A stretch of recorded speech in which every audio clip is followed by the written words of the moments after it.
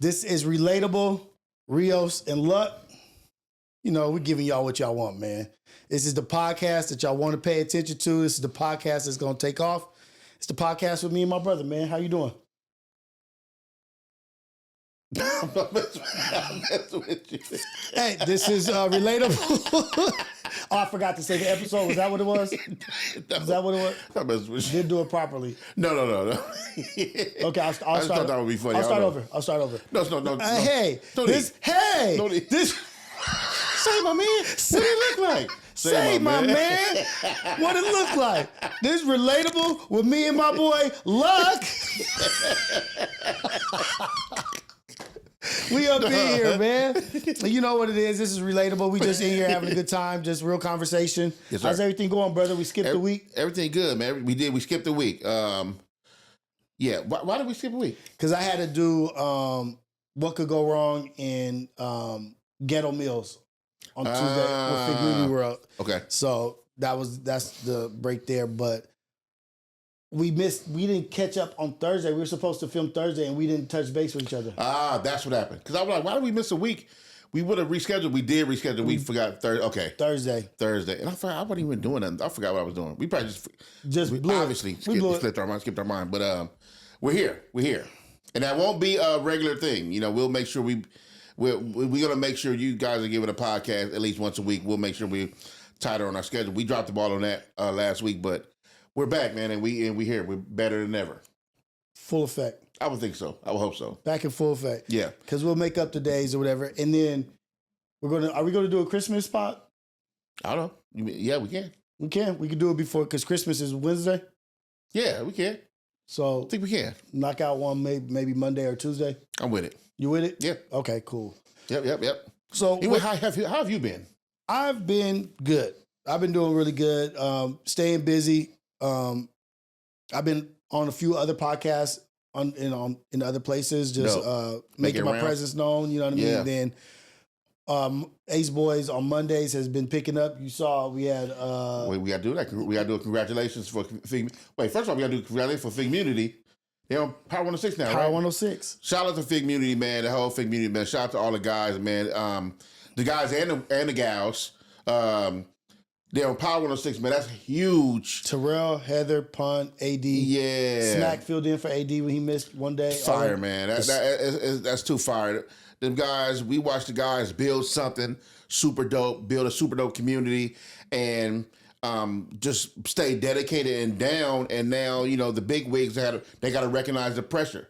It's pressure. It's pressure. You know what I mean? It's pressure because these guys, all you guys are putting a dent in this podcasting culture, and it's making everybody who, you know, obviously in major radio got to look like, wait, we got to be a part of that some kind of way. Pay attention. Yeah, you know, because I have my thoughts on major radio. No disrespect to major radio. I have my thoughts here and there. You know, Major radio. What is like you know, like the big wigs, the big corporations, the powers, all of the beats and all that.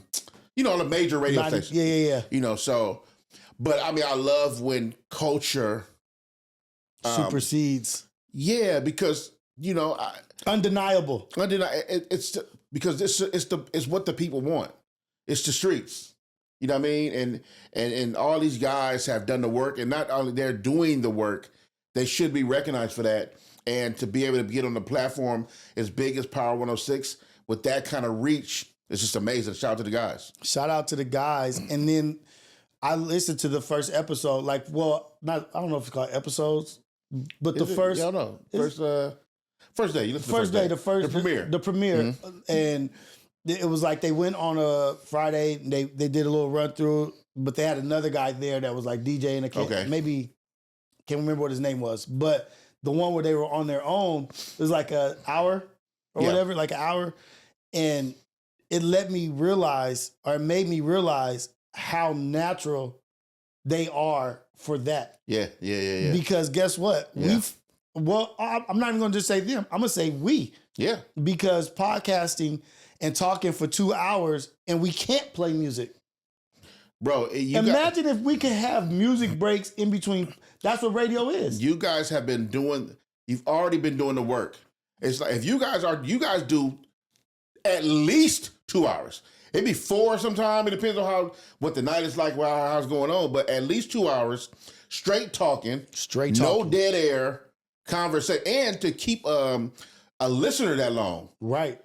At every time you schedule that dedication, it should be nothing for you guys to get on the radio and cut all that down to an hour. Easy. And then have music breaks and stuff. Music breaks, commercials. Easy. So that's why I was like, oh shit. Easy. It's a natural transition. Yeah, for sure. Because really podcasting, I don't want to say we're handcuffed or we're limited, but we're limited to just straight conversation.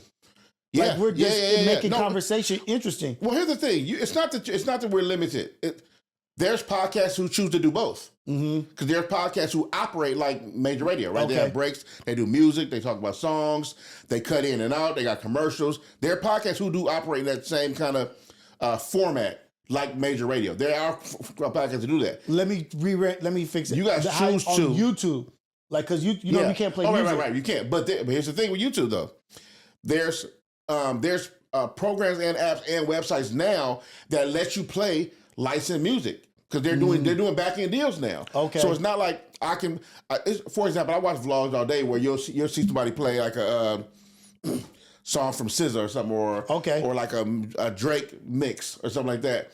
And I found out that a lot of those people were getting licensed songs from where I should have the website before this podcast is over, but they're getting songs from licensed places, websites. Yeah. That already have the songs in the database. They're already licensed and approved by YouTube. That you can pull from those. That you can pull from those and got the rights already to play the song already. Okay. So it's because it's inevitable that was going to happen. You cannot all that crossing YouTube, Google, Spotify with TikTok. And oh shoot, with TikTok going out, now YouTube YouTube clips, you know what they went to? What's that? 3 minutes.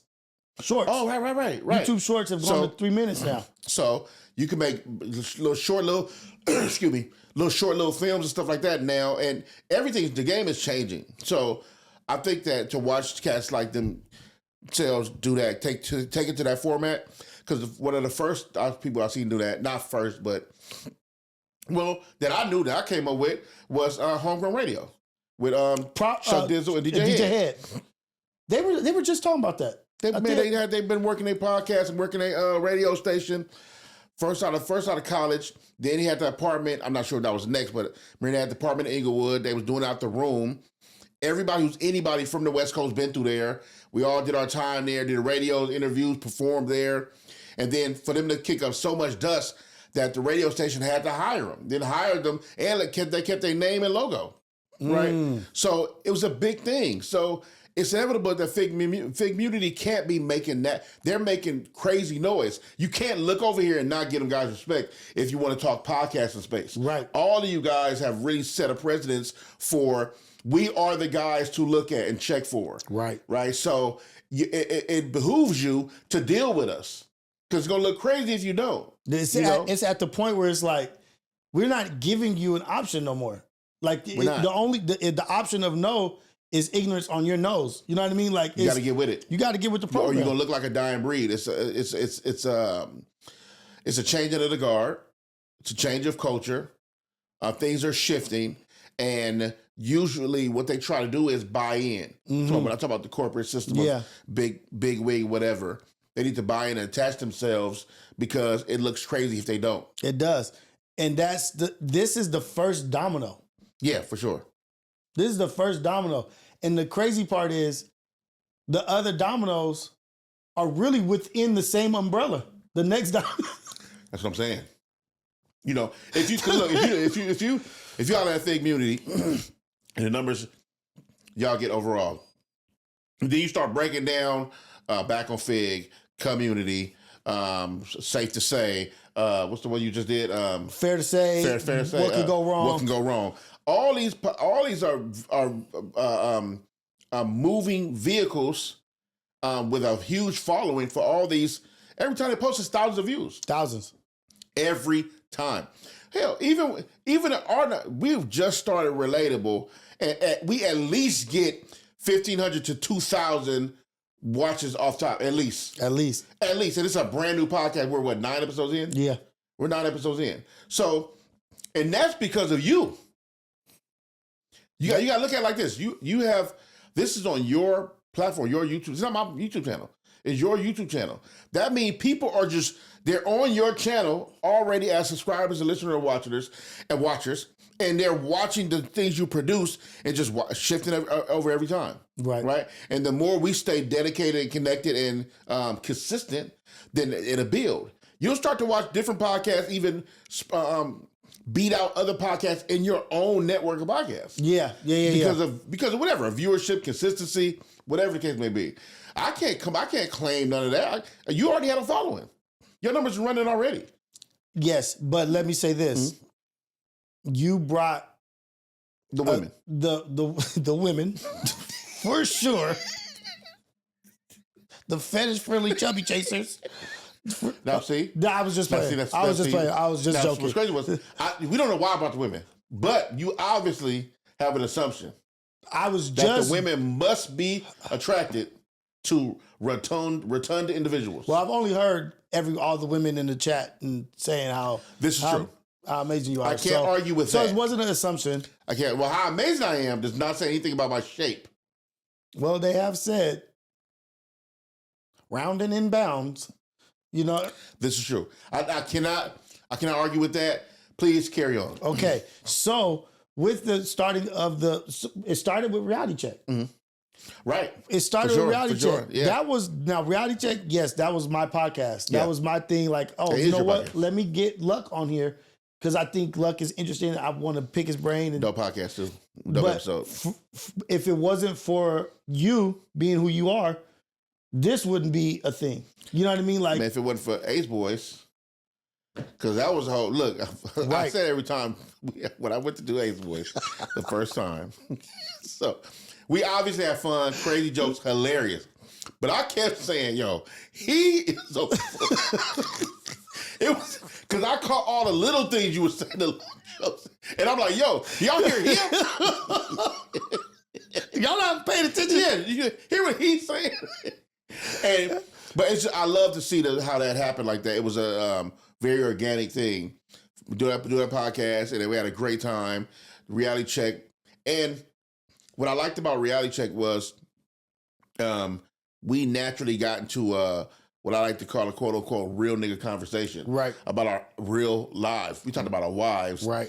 Insecurities, just adult grown man stuff, and we clicked on a level of related to one another in certain areas, especially being married men out here and being, coming from where we come from. And I just thought that was a beautiful thing. The maturation, the growth. Exactly. And then go to, like, you know what, both of us were very kind of comfortable with swaying to have that conversation about, man, maybe we should do something. Yeah. Maybe we should do another. And I'm like, what? I'm like, well, don't, I'm down for that. I'm with it. Because I anything that happened that natural and organic, like Reality Check did, was easy for me to be like, oh, that's an easy win, easy call. And all I ask, which is all you ask, anytime you start anything, be consistent. Mm-hmm. And we've been knocking them out. Other than you doing 2 other podcasts that was much more important than ours last week. Other than that, but we're here. We're here. We thrive. We push. Nor here nor there. We pushed through. Only one person's put this on the back burner, which was. That's it. Oh shit! I could have did a podcast by myself. Then I remember I don't live there. Then there's that. But shout out to the guys, man. Shout out to the bros, and also. While I'm here, I just want to give you your flowers also. You've been doing an amazing job. Oh, thank you, running all these shows, running your own network, doing your thing, man, staying organized. This whole setup has just been amazing and allotted myself, the 2 young ladies, Javonda and Anya, in Perfect Perspective, a platform to thrive and be, and allow us to be in your space of community already. Yeah. You know what I mean? That allowed us to be in the space, and then hopefully the community likes what we all have to say, me and the ladies, and then where we can kind of build from this and make it even bigger. Right. So yeah. And we are. And we're manifesting, and we're closing out 2024 strong. So for 2025, we just running. You know, like things are going. And once it brings me back to how big of a move that was with the Figmunity World and Power 106. Yeah. Figmunity Radio, I think is what they're called, what it's called. And Heather just being an amazing wife, just an addition, having that other energy added to the show is just perfect, right? Yep. Just to have that female perfect element, balance of everything. Perfect balance. You got AD, Terrell, and Pun. That's not an easy table to sit at. No. Because those are some heavy hitters, right? Yeah. And she doesn't struggle at all. She's comfortable in that element. When you know your role. When I say know your role, I don't mean as an individual I do mean as an individual amongst teammates. Yeah. I don't mean it as being from different hoods. I don't mean it as a woman to men. I mean just if you know your role as an individual, then you'll fit right in your spot and everything syncs well. And she's been doing an amazing job doing it. That synergy.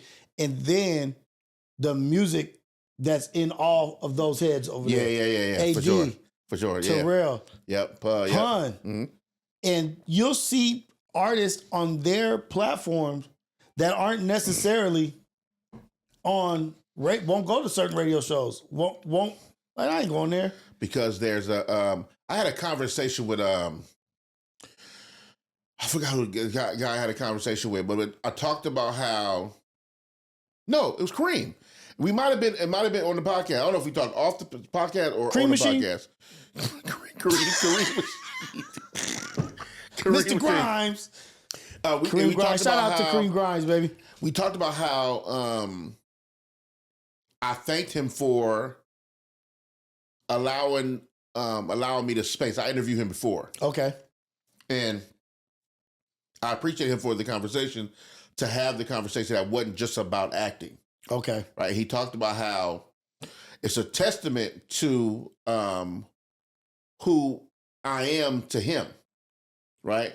And so I want to say that as far as like, so what he meant by that was like Pun, T-Rail, and AD and Heather, they've put their foot down on West Coast history, period, doing music from all their starts. Right, and they've done so much and well respected and all over California and then back East Coast and a bunch of stuff. Right, so being so well respected, they've allotted themselves the opportunity to speak to people on a level that most people won't speak to. Right, when you walk into radio stations and you're meeting this DJ for the first time or this host of something, whatever, there's no real relationship real connection there. Yeah, so there's a basic conversation you have, and if you drive into another level beneath the surface of your own personal life, some people pull back a little bit because of they're not sure if the space is the safe space. If it's the space is safe yet, right? Yeah, right. So, or even if I want this to be a safe space, like I don't even want this to be like I'm not even cool with you that. I don't even know it to be that. But with somebody who's been knowing Pun for 20 years. They'll get on here and they feel very comfortable because they also know that him, T-Rail, AD, or Heather's not trying to embarrass them. They have their best interest. Or ruin them. They got their best interest at heart and their best interest in their career to move forward. Right. So you're gonna see conversations with them. You're gonna see conversations with them that you won't hear nowhere else. Nowhere else. The same reason. Shout out to my man DJ Head. DJ Head. Shout out DJ Head. Being who he is. Now, for the people who don't know, people who've been knowing Head, we've been championing for him for years, right? I've told him out of my own mouth, you will be the next big boy. You know what I mean? And I don't mean that disrespectfully because big boy is big boy. Head has his own lane to run, right? Yeah, of course. But I meant that metaphorically. You will be the guy in radio position-wise on this coast. Because there's a different kind of respect with Head. He's been in the trenches. He's full on love, got a love of West Coast. It don't matter what race, whatever. He's West Coast, straight up and down. Respected all over and neutral. If you want to get into gang stuff, he's been neutral. He's not a gangbanger. You know? So they allowed him to get in spaces a lot of people couldn't go also. So Head now is in spaces where he's having interviews and talks with people and garnering information that most people wouldn't be able to get to. No. Watching him through a testament to that is watching him through the whole Drake and Kendrick situation. Right. Where Head will be one of the only people that's a public figure that was able to either give or have the opportunity to at least know something about what was going on this side as far as Kendrick goes. Yeah. Because he was in a space to where he's directly connected to Kendrick, and there's a trust there that he didn't get on radio and start telling all the Kendrick business. Even though he may have heard the album, he may have knew what was coming next, he may have heard of this song or not, I don't know. But he didn't break that trust, and he was able to be one of the forefront people you have to go to for answers in that. TMZ hollered at him. Everybody got to holler at Head to see what he think or about any of it. Yeah. Academics started hating on him because Head was the guy that Did he? What? Yeah, everything's been hating on Head. I don't know how long. He's on the ops list. He on really? quote unquote Drake's ops list. Yeah. He been hating on Head the whole time. So and because Head don't sugarcoat nothing and he tells the truth. Right. That's all another thing. But I'm not gonna chuck and jive for anybody. Not at all, you know. And he says it. He has information that he doesn't reveal. It's not my place. Not his place. But that's a stand-up character. It's the reason why most people and let me tell, I'll say this. For any artists coming up on the West Coast that got any kind of ties or connection to DJ Head, if you're doing music, I'd advise you that you call Head first before you even think about putting that project out. If you have the leeway to. If you don't have that connection, you don't have it. But if you do have that connection to DJ Head, Lucc says call Head first and make sure he put his ears on it and he give his critique about what you are about to put out first before you make a move after that. I think it'll be very critical to your any moves to happen after that if you put Head in front of that. Pause. So is that basically like a consultation? Like a consultant. Yeah. But he's so vast in his knowledge that he can listen to something, give it a critique or constructive criticism, and tell you add this, put this out, or this is what I think about this. Honestly. You gotta trust them. Now I'm not telling I understand musicians are very sensitive about their art and very touchy about what they feel about changes, right? I understand that too. But if you're trying to go the route where you want to try to make hit records and you want to do radio and you want to be a big, huge artist, I think Head will be a vital. He's a very. It's imperative you have that. You have Head in your tool belt. There it is. You know what I mean? Because he helps a lot. The man can hear a song and tell you what the BPMs is right up to boom exact numbers. Oh, that BPM that's such as I said 92 something. Oh, that's about 104 or something. And that's quickly, and then know what goes in radio, know what fits, know what sonically sounds right. He can basically tell you what a hit record is going to be. He is in tune with the music. And if I'm lying, ask anybody who's dealt with Head. Ask anybody who's dealt with him, done music with him. I'm speaking facts. It still is probably a student of the game. He's always a student and he's a machine. Literally is. But back to I don't want to. I'm going to keep it on because I want to give flowers to brothers. Oh, yeah, for sure. I'm not about to blaze past. Head is someone where I think he's imperative to having a tool belt if you do music if you do music anywhere, but if you're from the West Coast especially, and you're trying to break into radio, you're trying to make hit records, you want to be successful as far as that type of rapper, whatever that type of rapper is, whatever you think I'm saying. Yeah. I think you should go to Head who has worked in the system, learned the system, knows music by ear, by sound, and also, even if it's not that, what you can depend on him is giving you a full-on 100% critique of your project. He's not going to sugarcoat it. He don't care how big of an artist you are. If it's trash, it's trash. Yeah. He's not going to lie to you. He's not going to leave that studio without telling you the 100% truth about what the music is he's hearing. These viewers are just now meeting him. A lot of these viewers are, trust me, he's known by tons of people. You know this, but he's been viewed a lot more since this battle, being that he's been in the forefront of information with this, right? So there's tons of people who are just getting to meet DJ Head for the first time. Yeah, and won't even compute what I'm saying right now because they don't know him to be what I'm saying. we who know him know this. And we're trying to tell them that, no, he is the guy you should be hollering at because he just done the information, he's done the work, and he's just a genius. He's a nerd about it. He'll tell you, he loves it. He's got a passion. This is it. This is what he's supposed to be doing in life. For sure. Like when you see somebody that finds what their purpose-driven life or their passion for life, what they're supposed to be doing, you're witnessing something special. For sure. Because not everybody, rarely, people actually get to be in the field and be successful in what they know their passion for life is. Yeah. And he's doing it. And shout out Gina Views too, because bringing Gina, like, oh yeah. Now Gina Views, I met her maybe a couple of times. I can't put a time or an event, but it's just you can't be on the West Coast in music and I've never met you. That's ridiculous. So I know I've met her somewhere. I just don't know where or how.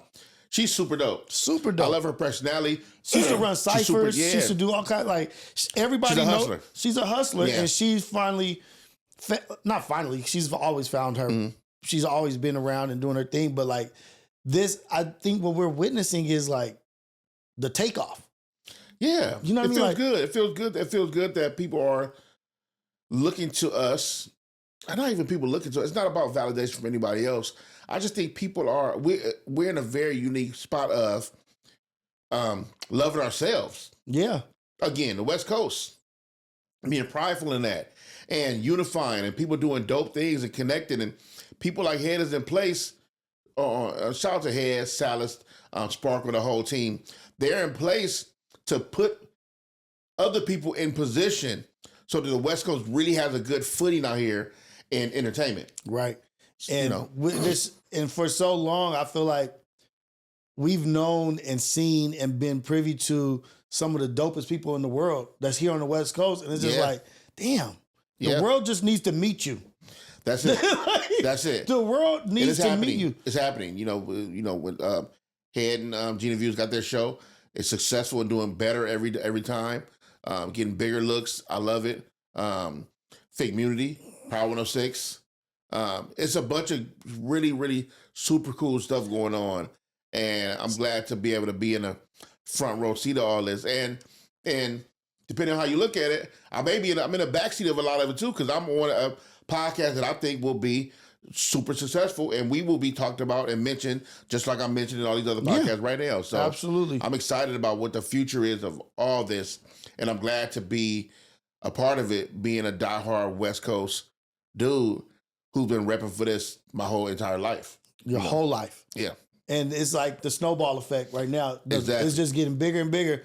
And we're here to do that, man. Like, to witness it, it's like, I feel like I'm finally at a moment where I'm present enough to witness something and be present. You know what I mean? Like, for sure. Not so far looking into the future or so stuck in the past that I'm not in the moment of what is happening right now. And even with K-Dot, a close grasp of it. It's not like you watching it from another coast. Like, these the homies. You know what I mean? Like, so, yeah. And it's like validating, like knowing, like I've known their dopeness. The whole time. You know what I mean? And it just was a wall that was up. There was a wall. And I think it was just the gear of the exposure and Cat Williams and K-Dot and just a perfect mix of a cocktail for us to break down a wall. And now, like, they've opened Pandora's box because motherfuckers is about to be jumping out like, wait, who is it? That's a fact. Who is it? Wait, that's why it's the perfect time if you're doing anything creative, podcast, you're a singer or rapper or whatever, or you content creating, all these things. It's the perfect time for you to start doing that stuff because we have people are looking over here for what's the next things. And not only are people looking over here, we have people from here that are in position that can put you in, man, talking about Head again, you know how many dudes, rappers he put on? Playing their records on radio and playing their records at clubs. Playing records that maybe most of the club probably don't even know yet. Right. He's playing records for new artists that some artists he just think is made a dope record. So it's a perfect time for us to be in the space we're in to being creative. We're not too far away. Figmunity is on Power 106 today. I don't mean today, literally today, whenever you're hearing this. I mean like right now they're on the radio. That means Lucc and Rios and whoever else ain't far. We all connected to them. We all connected. Ain't no telling what a connection with them could be. Right. What that would mean. Right. For, you know what I mean? For most of us. So I'm excited for the future of all of this, and especially everything we're building together, and you're building yourself, because it's just a freeway open for success, and I'm excited about what's in front of us. And I don't think when podcasting first came out, like when people were talking about podcasting, I didn't envision this. I didn't envision what podcasting would be, or like podcasting being a catapult into other realms. Yeah. You know, like it's almost like, oh, you don't have a podcast?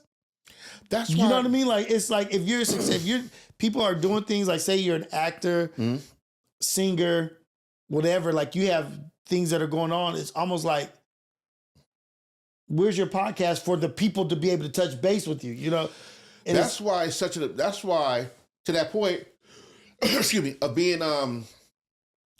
people who started it, started podcasting, or let's just say some of the earliest forerunners of doing podcast space or content creating or YouTube or gaming, right? All these people have vision like no other, right? Shout out to Combat Jack, right? Combat Jack. One of the earliest guys of the culture, of hip hop culture in the podcast space. He had Combat Jack was podcasting when none of us, I'm speaking for the culture, not none of everybody. Yeah. The culture of hip hop, when none of us would even look at podcasts. When that little purple signal purple icon was on your iPhone and you never pushed it because you didn't know. What is this? What is it? Is that radio? I'm not listening to radio. Yeah. You know, he had a podcast then. You know, the Combat Jack Show, being a forerunner in the space. And look at somebody like Kai Cenat, not necessarily a forerunner in the space. I think he started doing it in 2017, 2018.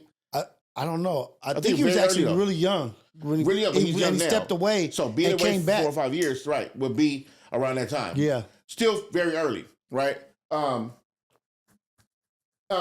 Cats like that. Cats like DDG, who's before them. You know what I mean? Or take Pun. Let's take Pun, who car clubs and what's wrong? Gang banging, car clubs, a bunch of other stuff. Parties promoting. All that stuff. Yeah. Parties promoting. Then getting the producers, very platinum and gold recording producers, right? And then get into music. Management one of the successful artists on West Coast. Prob coming up. Manage Prob, manage some other artists. And then get into this podcast space. And the guys creating was looking to be a dynasty in a sense. It's going to be a whole conglomerate. Right? And you look at these dudes, you got to think like, man, like, y'all have vision that we just didn't have. For you to be Combat Jack, getting in the podcast space, what could you have thought? Yeah. With no examples of like real success, or maybe none that we saw in that space. What could you have saw? For you to be I just read a post that said Kai Cenat gained $10 million last month. Dollars. To me, from his last, for the 30-day stream he just did? Yeah. 30-day stream, he reached 700,000 subscribers, all at $5 a head. That alone was 3.5, and then million, and then asset sponsors, and the assets sponsors and big assets promo and big sponsors. They say he garnered $10 million in 1 month just from that stream. And fam, he's already rich. And I was watching that shit. It was amazing. And it was fucking entertaining. It was amazing. Hilarious. The guests were funny, super entertaining. So when we have these conversations with like our kids today about like, remember it used to be funny to call somebody a YouTuber? Yeah. It used to be a diss. A diss. Oh, you're a YouTube nigga. Oh, you're a YouTuber. All right. Yeah. These people are I watch some guys right now. I forgot all the name. Davion, Ron Doug. I forgot the other guy name. There's 3 guys. I think it's 4 of them though. They all vlog. Okay. Right. They all live in LA. None of them are from LA, I don't think. But they all live in LA now. These dudes are, I forgot his name. His name, Davion? I forgot his name. Anyway, he just turned 30. Send me their stuff. I'll see their stuff. Because I want to watch them. Ron Doug I think he's in his late 20s, maybe early 30s, maybe. And another dude, he does just stylists. And anyway, they are a crew and they do vlogging. Oh, it's a crew. They're together. Crew. Okay. They're a crew. I mean, they do their separate vlogs. Yeah, but they are a crew though. They together they do stuff together also. All their videos be 40, 50,000 views, 100-some thousand views, 200,000 views, crazy views, whatever. Sponsorships up the ass, AdSense dollars from just views, big ads. They're doing mileage for Zara, H&M. It's like I'm watching it. I just watched my man. He just bought a Tesla. They got their own houses fly low lofts they got. Their vlogs are not like showing off money. They're not like, hey, we out here balling. They're not them guys. Just living life. They are just cool guys who fly. They go work out. They drink coffee in the morning. They go work out. They're about healthy living and like doing content. That's what they do. Content creators. They're content creators doing amazing things, which makes them social media strategists. It makes them all in things, being that engulfed in content creating. Yeah. They got agents, managers, a bunch of stuff. Anyway, I'm watching them be successful at that. If you asked just 3 years ago, somebody would call you crazy for being on YouTube all the time. Could you imagine, not to say Kai Cenat's mom, because I don't know how they operate, but a Kai Cenat type, where his mom or dad could have been saying to him when he kept being on and YouTube he started in their house. I'm saying. Starting being loud and could you imagine? They just probably thinking like, what are you doing? You gonna waste your time in here? You gonna waste your life? But they don't understand there's something going on. So it's a change of the guard going on. We are in position now. I talk about money all the time. I don't. The only reason why I'm not as vulnerable as I could be, because I don't want to embarrass my wife. That's the only reason. I would literally be an open book. Yeah. I will pour it all. I'm not embarrassed about none of my life. Yeah. Finances, weight, insecurities, shame, my faith, my religion. I'm weak tons of times. I will literally be an open book. The only reason why I don't tell it all is because I have a wife who's a part of my family. A partner who's also sharing this life with me. So I don't want to open the door up just for her to be, you know what I mean? So coming home like, really, really bad? Yeah, you told all our business about this, and I don't do that simply because of that. But I say that because I'm 45 today, right? And even at 45 today, I try to tell people, especially our peers that are in their late 30s, 40s, even somebody older than me in their 50s, it's not too late to change whatever it is you want to change. If I can't complain about my weight all day if I don't go exercise. Right. I can't complain about my doubt in faith or what's in front of me if I don't stand my word and I don't continue praying, I don't give my all and give it all to God, right? Continue to work, right? I cannot complain about dang, Rios, you getting thousands of views and all stuff. I'm looking at my channel, I got 20 views today. Well, I said, you also know he's put out a podcast, 2 or 3 podcasts every week, right? He's consistently feeding the people. The numbers are growing, so it'll look different over there than it would if you, did you do a vlog this week? No, you didn't? Yeah. Or did you do right. You know what I mean? So I know that's why I go so hard with content creating now. I don't miss a week. I haven't missed a week. I've been creating shorts, vlogs, not every day, but every week. You drop it. I'm dropping continuously something. So by next get that year, algorithm, boom. Get the algorithm going, get the followers going, because I also know I have value to add. I do need to be vulnerable for my testimony to help somebody else. And I also want to be able to monetize so I can remove some of the stuff I don't want to do and lean on some of these other things for pay. So I can transfer pay to, I'll use this to pay that bill, and I use this to pay that bill, and I can create content freely and do something I love to do, which is I love messing with cameras. Okay. So I'm learning video now. I love photography. So I want to be able to do that freely and get paid from some of these things so I can be a little more comfortable with how I live my life. Right. You know, so right now, I'll tell anybody in their 40s, I'm talking to y'all specifically. Anybody in their 40s, 50s trying to figure it out, you think life, you just got to work that job and life is going to be that way. No, it does not.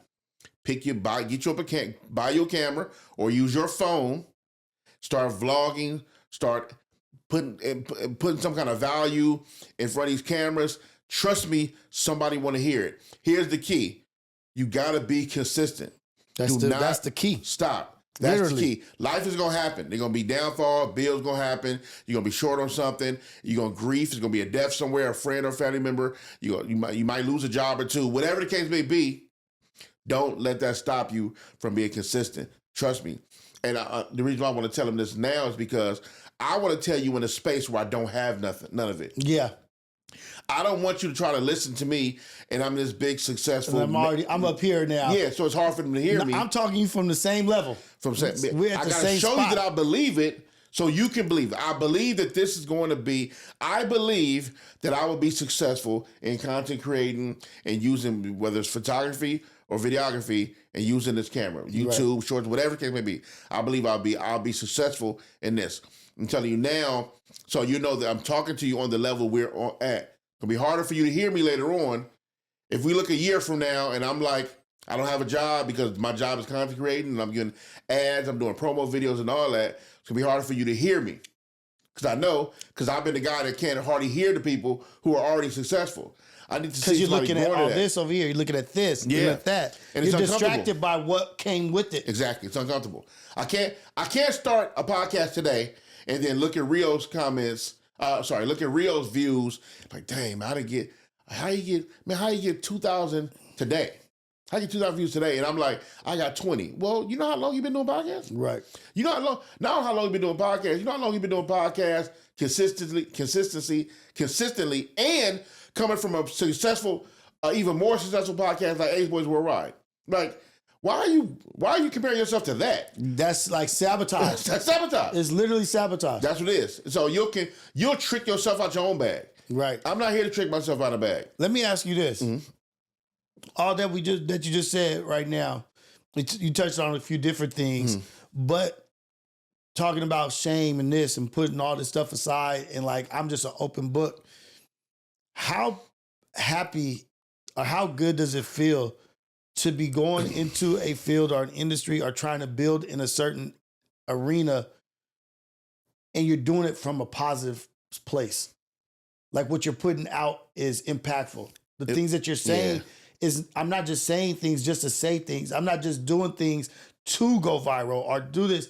Like I'm actually going through the struggle, doing it the right way. Yeah. Do you think about that? Like, I do. I think it makes me feel safe. It makes me feel safe. It makes me feel, I feel like if you tell that truth about what you're actually going through, I'm not saying embarrass yourself. There's a way to talk about it all. Yeah. I've said on this podcast, I don't know how many times I drive Uber, right? Easily, somebody can be embarrassed about that. Or, right, you drive Uber, used to rap, used to do this. How you drive a... Yeah, I do. So I don't know what to tell you. What do you want me to tell you? You know what I mean? So, but I do that because one, why lie? Let's start there. Why lie? And two, this ain't my permanent residence. So whatever. What we say? This too shall pass. Yeah. So, and I'm glad I'm talking about it. You seeing it now because when it passed, you'll be able to be like, dang, I watched Lucc go from that to that to that. I saw the grind. I saw it. Why do you think, see, people, I saw the feet washing. I saw the feet washing.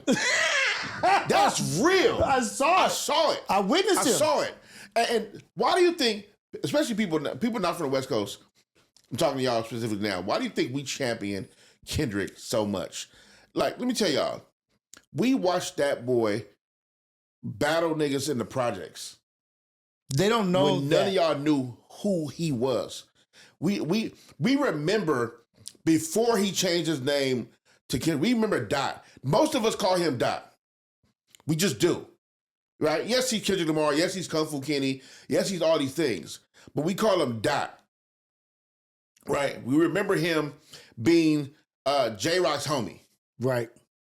Respectfully. I remember being in the club and my barber saying, "Hey, you paying attention to J-Rock, this and that," and Don Kennedy. And Don Kennedy. Sure. J-Rock, Don Kennedy. And then I remember one nigga in the barbershop in Long Beach was like, "Nah, you gotta pay attention to Dot. He be with J-Rock." And they're like, "Oh, the little nigga that..." Yep. I remember that. Yeah. I remember like... That's what it is. So you can't see that. You remember stories like that the whole time and then watch who he is now and be like, wow, I watched the elevation of him since day one. I watched it. You know what I mean?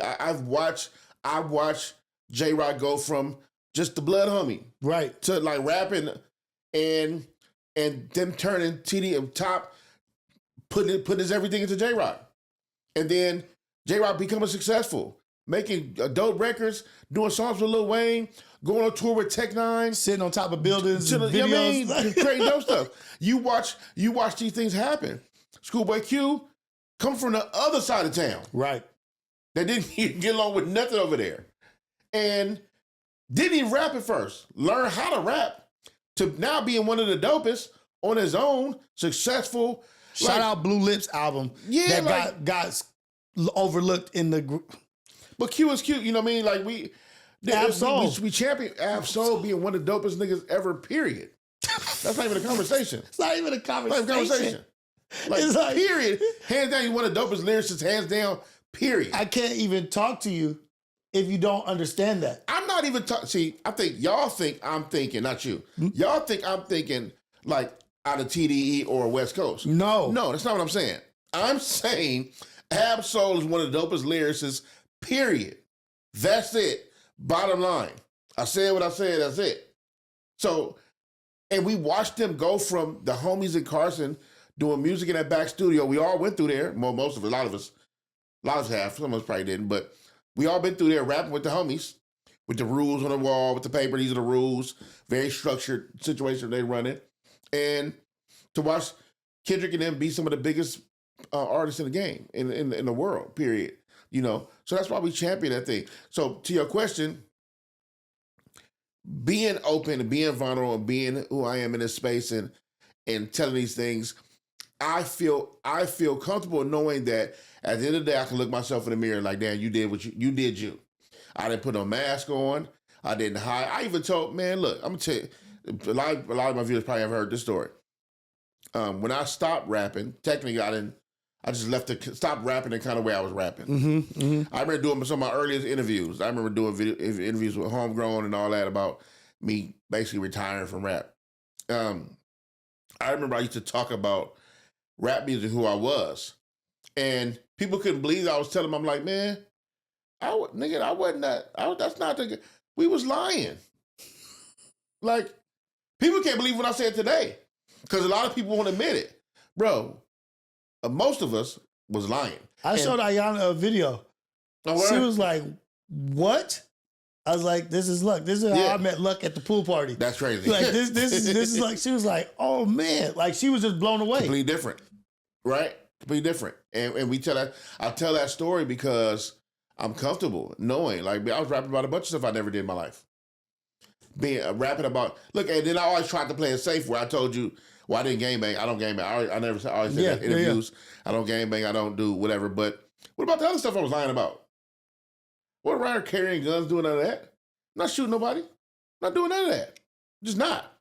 I ain't never been no punk. You getting beat up for sure. Yeah. But outside of that, like, I'm not doing none of this other stuff. But so that's why I brought it up. Like, I want to say that so they would know that most of them are portraying. But for me, that's how freeing it felt to say all that stuff. Because you came from one aspect. Now you're here, I'm like, different. I'm actually who I am. I'm who I am. And this feel way better than lying about. See, a lot of people miss that Lucc. Lucc, man, I wish you just do one more song because they want that Lucc. That Lucc ain't here. First of all, that Lucc wasn't there. I'm just good at rapping. That Lucc was what Lonzo is to Denzel in Training Day. That's like that Lucc is what Lonzo was to Denzel. Like you want me to bring a character back. It's like you want me to be a character, And with my faith, that character goes against my faith also. Right. And also, but you wanted me to bring that character back. Yeah, no. Or you want, like, you missed that luck. Wait, so you're telling me you miss a nigga that was close to death at all times? But here's the thing, they don't know that. No, now the common sense in your mind, you should know that. Yeah. What you said holds weight. A fact. Because if you're talking to being like that, then you know. So, but they also don't know. And a lot of people just use it for entertainment. A lot of them don't need to believe you. They just want to be entertained. And that's cool. Because I've always been, in my opinion, one of the best with a pen. And I can be that however I rap, right? People tell me now, well, why don't you rap about gospel? If I did, I would be the best in that. Yeah. In my opinion. Right. In my opinion. Right? That's not bragging. That's not ego. I just think I'm really good. That's it. Right? So, but my thing isn't to, my thing is to move in a way now to where it's with purpose. I rap if a song calls me to. I'm just not cursing. I rap about none of the stuff I used to rap about. I rap if a song calls me to. I'm not against rapping. I'm just not in the business of doing it the way I used to do it. Mm-hmm. That's it, But as far as me being an open book, it's freeing. It feels good to not, to be the person I am. We laugh and joke now. Pun makes jokes about me being a Christian. Like, even when I was over at the Facebook Worldwide, we talked about, Lucc here, so don't say that, don't say, and it's jokes. But also, I love the fact that that's a testament to, even if Pun made a joke like that, that means he see the growth. He sees it. Because you're joking about something that you see that's taking place. Yeah. Because you could just look at it like, oh, he ain't changed for real. Let's just do whatever. You're over here faking. Like you didn't say that's not being said. That's what I'm saying. That's not being said. So look, you over here faking the fuck. Yeah, act like you acting like this and that. I'm like, nah. So yeah, man. I don't know where we at right now. We kind of went off the head. No, it's okay. But I think it's just dope. I think it's dope that people are being genuine. I think the people are looking at our coast and our house as a respectable coast and a respectable house that y'all didn't respect for so many years. And a lot of y'all probably still don't respect, but it is what it is. What you gonna do? So that's why I brought it up, is because I think it feels so good right now, because I feel like we were as a coast, as a culture, I felt like we were being what we thought people wanted us to be. And now we're like, this is us unapologetically. Tommy the Clown, this and that. Yeah. This is what we do. Hoover Stomp, this and that. Like, this is the dances. And we're not sugarcoating any of this. Like, no, we ain't got to be out here doing this or we don't have to wear Cortezes and Chucks and this and that and be suited and booted and Ben Davis and being these hood boogers. But guess what? Yeah. We still are all of this in this whole element. All elements. And it feels so good to be not living a lie. That's what I think GNX was about. I think Kendrick, I think it's first time, I can't say in history, but first time I remember in a long time of an artist actually giving you 100% exactly what you asked for. And did it in a way where, in my opinion, he did not disappoint. In no kind of way. None. You said you wanted him on some better beats or West Coast beats or whatever. Boom. And that's definitely what he gave you. He's not promoting no artists? He's not promoting a new artist, stuff like that. Okay. How about this? He and aggressive. You said F the double entendre. We said the line in Whacked Out Music. F that double entendre. Like, so okay, now no deep Lou. I gotta dissect this. He gave you that too. And it's doing what it's doing. So what he did was say, I'm West Coast, homie. That's what this is. This is what this is. And I did a full-on West Coast, undeniable West Coast sounding. Not that I'm just West Coast, so I'm the West Coast element on the album.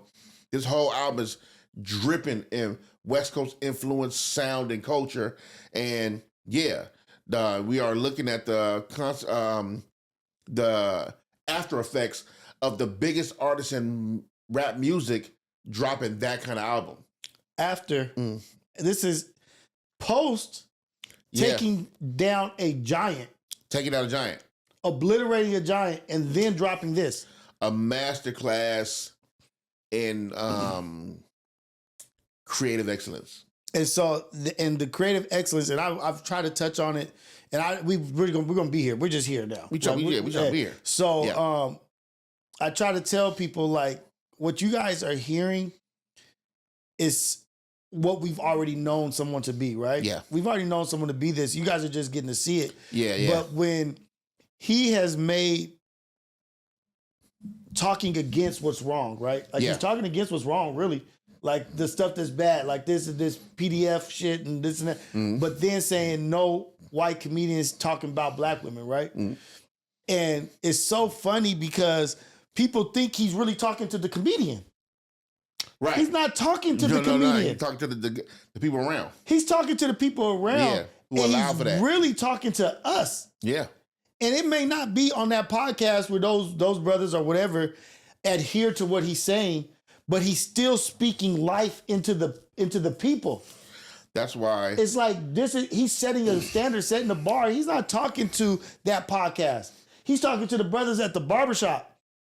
Or the brothers sitting next to him at the podcast. Sitting next to him at the podcast. Right. But they may not react. But if it resonates with the people who are actually the majority that are down here with us, that's impact. That's why I think it's cool. First of all, respect, because you saw it how very few see it, right? You're not talking to him. You're not talking to him. Like, you know what I mean? You didn't even need to respond. You didn't respond. And then the way you responded really let us know what kind of truth he was on. Exactly. So, but for y'all that are around or around the type or like you said, talking to us too. For me, from ever around a situation like that, something like that happened, whatever, what I'm gonna do. Right. That's what it's about, And he responded like, a weirdo would. Like a weirdo. Like, a weirdo. And he ain't got property checked. And he don't have anybody around him to properly check because Charlamagne ain't gonna do it. And the old boy that was sitting on the show, the black dude on the on Flagrant 2, he definitely ain't gonna do it. So because he don't agree. He agreed with I reserve my thoughts on them at right now. But yeah, they just not gonna get no checking from him. You know what I mean? Because they're not going to damage the bag. Right. They're not going to damage yes, but even with somebody like Charlamagne, where the bag is him, right?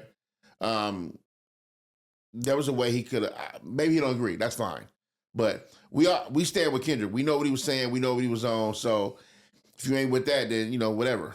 And then Skip Bayless, you saw the latest with Skip Bayless? Ask Lil Wayne. Asking Lil Wayne. Yeah. Like he trying to get messy. Yeah. Right? Lil Wayne lied too. Yeah. You just heard this.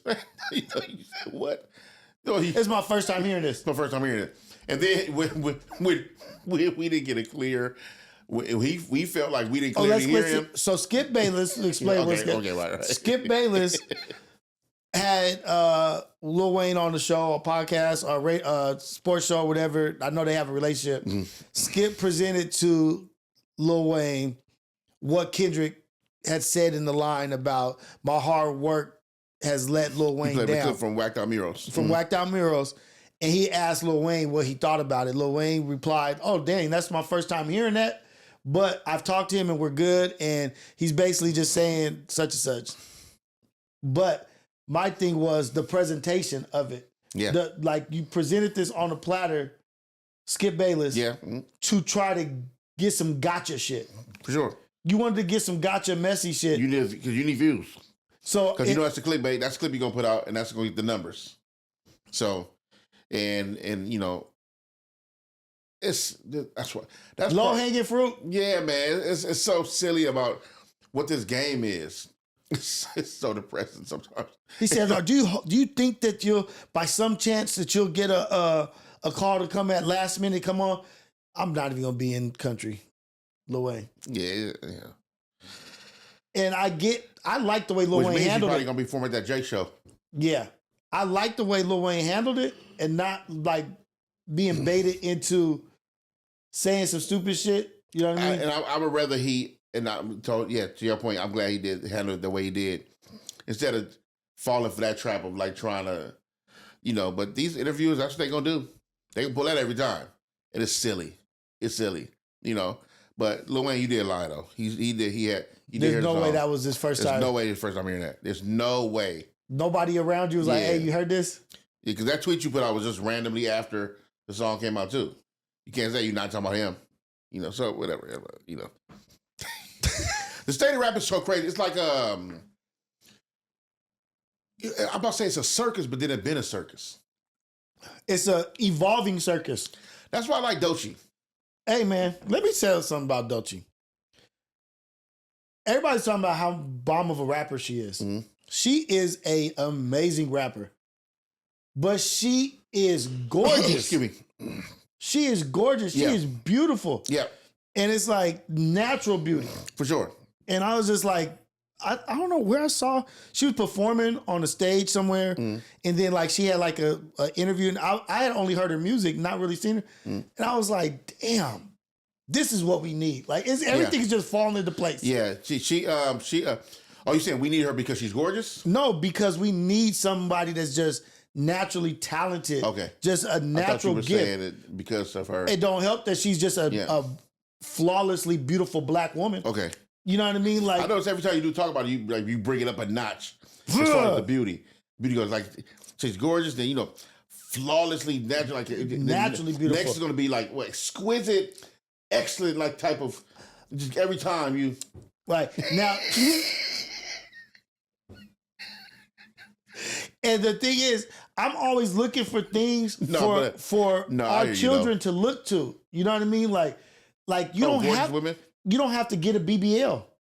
You don't have to do this and that. I see where we at. Like you don't have to go be something other. You don't have to run away from your blackness. You don't have to run away from our culture to be accepted as what beauty is. She is. Okay, we're here now, but we're going to go to music. But I got you. Right. Let me stop. Let me let the fans know. Let me let our friends know, friends and family know. This is where the joke stops with me. I let you know I'm serious on this part because they would think I'm right. To your point. Disclaimer. Yeah. To your point. Yes, I think that's an amazing way to view it also because not only is she ridiculously talented, ridiculously dope. The album was super dope. She's also, would you say go against the norms of what the narrative of what a bad chick is today? Yes. And she's proudly walking in her skin as she sits in it. And that alone is just an aura to a woman, to a person. It's super dope. And she's confident as far as I can tell, she's very confident. She's super creative. Watching her perform on Tiny Desk and on the late night show. Was it Jimmy Fallon? Maybe, I think so. It was when that braids all tied together. First of all, man, the connection she choreographed it. That's the connection of a black woman to another black. Like we're connected. We're in this together. Is how I looked at it. I don't know if that's what her explanation was. She choreographed the whole thing. So watching that, I'm like, she's a full on package. Fire. That we know. Like, that's a woman that we know. Like, I don't know Doechii, but guess what? We all know that woman. Exactly. We all know Doechii. Yeah. Like, where we from? She's fire, bro. Fire. She's fire. And I'm, like, so happy she's unapologetically who she is and rapping the way she is, having the sound, singing, doing this, and then it's her. It couldn't be any more perfect that it is who it is that's doing it sure. right now, going into 2025 as probably going to be one of the biggest artists. I hope so. I hope so. Because I'm looking forward to, I also need, and it's no slight to anybody, also need a change of pace when it comes to rappers that are women. Okay. Oh, about the context? About the context, yes, and content. There's so much more to be talked about than what's being talked about. about. Yes, that's what I'm gonna say. So much more to be talked about than what's being talked about. And I don't mean that. And don't try to take one song out somebody's last album and be like, well, what about this? This is positive. Right. That's not. That's you're missing the point. Matter of fact, I'm not even gonna argue with those people who missed that point. Cool. Think what you think. But I don't know, man. It's just super. It's refreshing to see someone who actually, first of all, cares about the music. She loves boom bap. She loves the production. She picks a lot of the beats. She choreographs. She's a full-on artist. She's, to your point, she's beautiful. Beautiful, dark, black skin. Amazing, right? It's such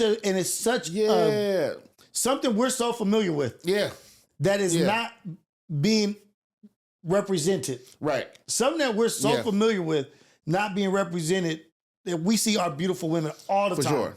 All the time. I'm with that. I'm with the champion of that. I would wish that more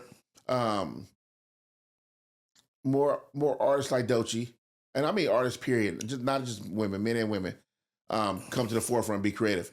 And I know there's a lot, but to speak, let me narrow it down, let me niche it down a little bit. Black. Yeah. That's what I'm talking to. Yeah. You know, I'm excited to see what she do next. It's just dope watching her. And watching her not be, my something fat, I'm gonna shake my this, and I got the nigga buying me this, and I'm just like, tired of hearing that. Just like, and to be fair, let people know, I'm also tired of a dude starting a record. He killed 50 dudes in the first verse. He sell all the drugs. He got all the drugs. And he gonna kill you and be afraid of him. I'll kill your mama. I'm tired of that too. I didn't want to hear that at all. I don't want to hear it at all. Yeah. And I'm like, we've gotten to a point of braggadociousness of where it's like you're shitting on your own fans. For sure. I'm better than you. Absolutely. I'm better than you who are listening and supporting me. It's crazy. And so I'm really happy about what the direction of that, but just I don't know how we got on Doechii, but I'm excited about, like, I feel like she could share a stage with this early on with anybody. Tyler, the Creator, Kendrick, Doja Cat. She's good. She's that good to me. She's good, bro. Straight up. And I think the world is paying attention. Straight up, she's that good. Yeah. 2025 is the year of what's real. Yeah, for sure.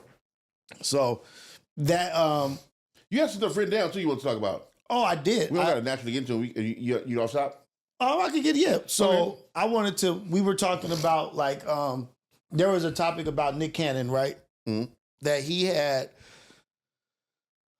so many children, right? Yep. Like he has a lot of children. Mm-hmm. Yeah, what is it, 11? 11. I don't know how many households those children are in. Yeah. But do you think you can be... People have different ideas of what a father is and what a father's supposed to do. It looks different in different cultures, different households. But just as far as impact, do you think you can have the same impact? No. Okay. No. We all been kids before. You know what I mean? I know what it's like. Now, my dad, I've had the luxury of having my dad and mom live together my whole entire life. They're together right now. So I didn't know the form of dad not being out of the household, and I didn't have that struggle. Many other struggles, I didn't have that one. And I know it was like how hard it was I have an older sister, but me and my brother, we right under each other, pause. But I know how hard it was just to keep us in line when the parents are there and doing what they're supposed to do. You know? For you to be... I don't care how much money you have. I don't care about how much money you have. Now, that helps because if it come to, like, flying somewhere, you got to take a jet or buying presents or whatever the case may be. All right, cool. My kid ain't never been hungry. They got everything they want besides your time. That's what I'm saying. Like, you can't be there for everybody. And I wouldn't want to spread myself so thin that I couldn't be. You know what I mean? Here's the thing. For you to have kids as a, let's say as an adult male, right? Mm-hmm. Okay, Rios have a baby, right? And Rios have a bunch of babies, right? No, forget it, just one baby. Rios have a baby. Ain't no, I can't see my baby today. I can't see my baby today. especially newborns, right? Right. Especially when they're at the most, like, people got to be realistically babysitting, in a sense, whatever that means. But, like, you can't, just the fact that you're out here being who you are as a mogul, right? You know, wilding out, all kinds of stuff going on, big, huge deals he got going on. That mean for some of your kids, they're going to be some times and some days you ain't even going to see them at all. Right. Because it's just inevitable. You can't see him all. That's a part of also the success also, right? Yeah. Like he's such a successful person in general. Like with everything he's got to go. Shout out to Nick Cannon. And this is not just about Nick Cannon. No, for sure. But shout out to him and what he's got going on. But with success comes less time, right? Yeah. With the need of people needing you there to do this, to do that, you have less time for your family. And let it be one child in your house that you live with. They're still struggling for that attention and that time. Then you can add 3 children to that household, just that same house that you go sleep at. Now you have to balance the individual time because each child needs individual time. Absolutely. And that's why I understand parents keep speaking for, because Nick does it. Nick keeps speaking for the babies. Like, bro, you cannot be there. You just can't. Different places out of state, whatever. You can't be there for everybody. It's gonna be some birthdays they're gonna miss. And now, mind you, we get older, and the parent with one job probably missed a couple birthdays because they're a doctor and whatever it may be. Yeah, or 2 jobs, right? Or trying to make it. Yeah, so I get that, but at the same time, it's like, who wouldn't want to be able to see their kid right in their face when they want to? You know what I mean? Like, and then there's the whole, who do I visit? Who do I make time for first? Who do I go to? It's not even logistically possible to see all your kids in one day. I don't want to ever make those decisions as a parent. That I gotta separate my kids or whatever. See what I don't want to do that. Because I get to the point where I start thinking like 3 children. I have 3 children in my household. Add 4. I know where you were going to, but go ahead. Add 5 to that, and it's like, damn. Now I'm spread thin.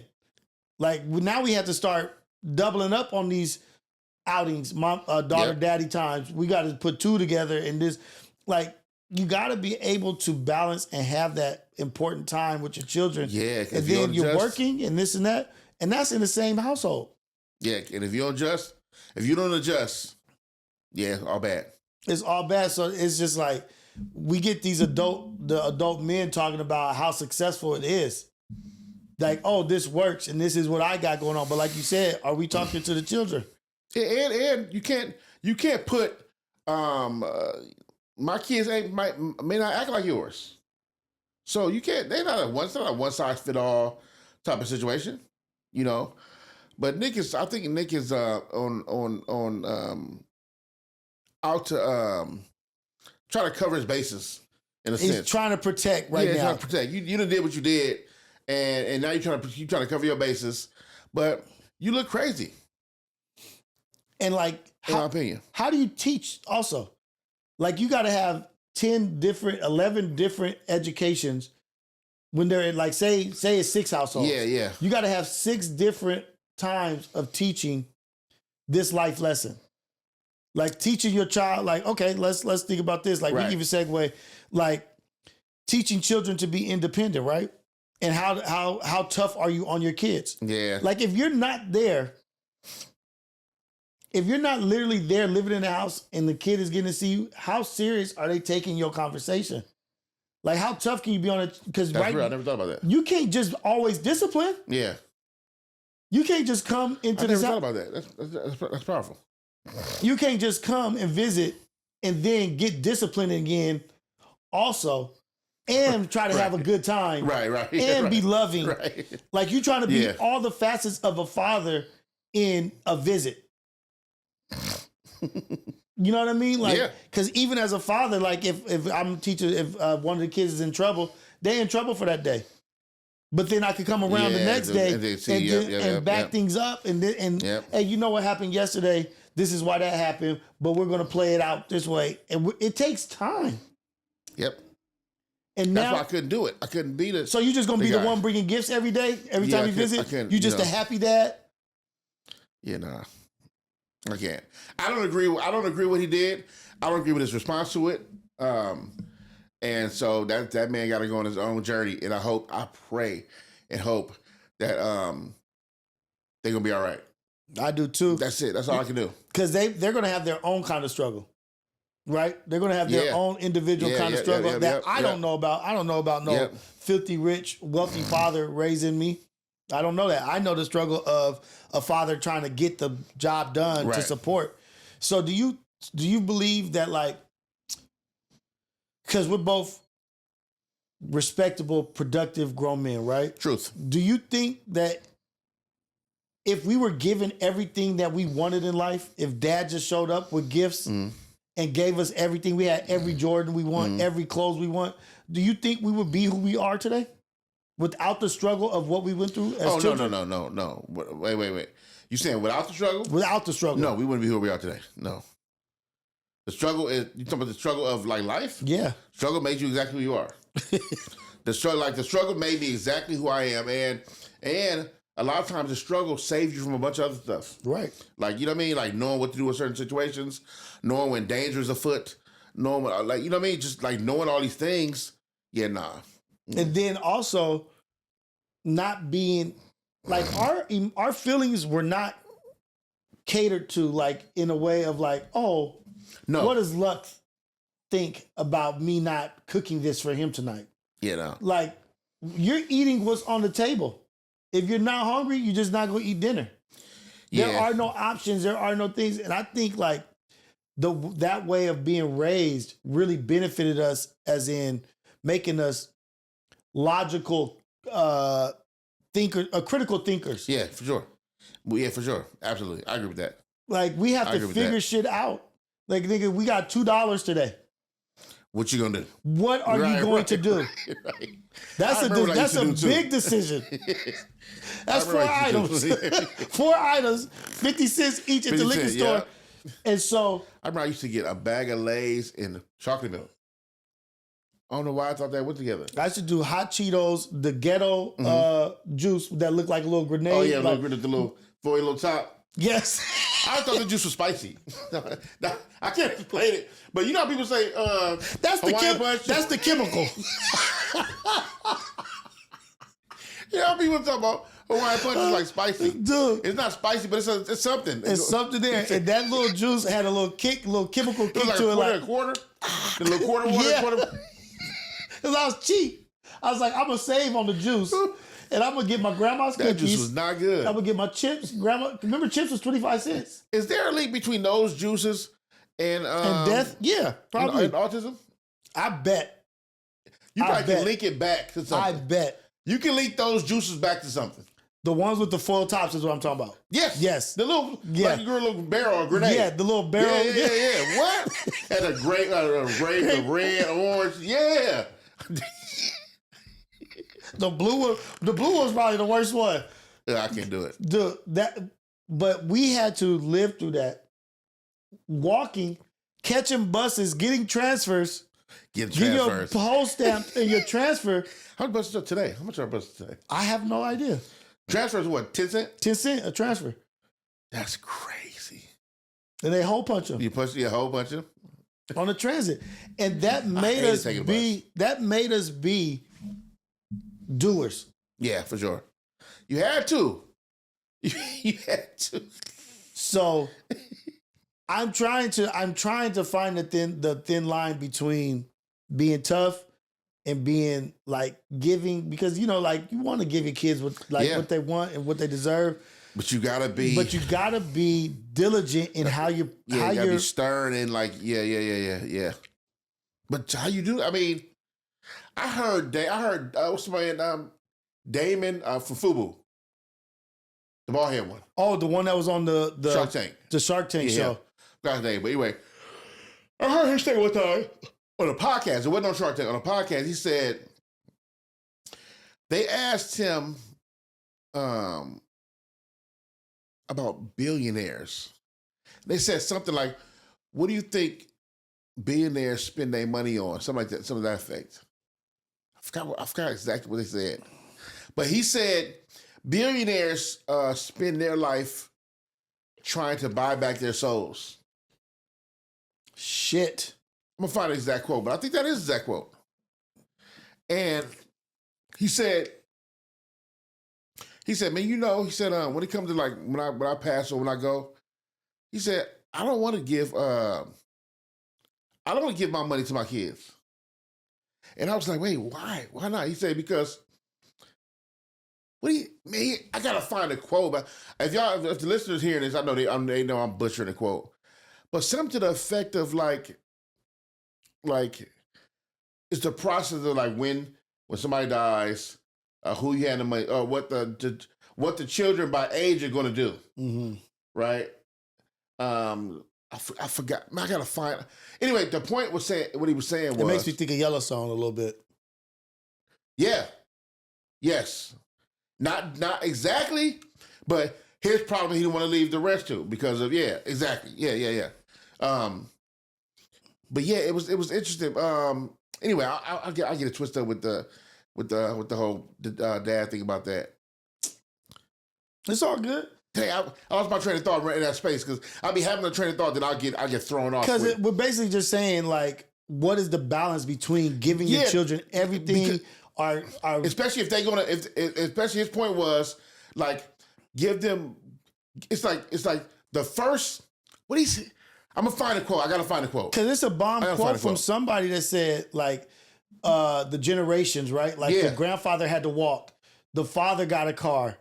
The son got a better car, but by time the great grandson came, he had to walk again because he didn't know how to make money. You know what I mean? Like if you start making money and you just start giving away to the generations, now they no longer know how to make money, and it comes full circle. I'm gonna find a quote.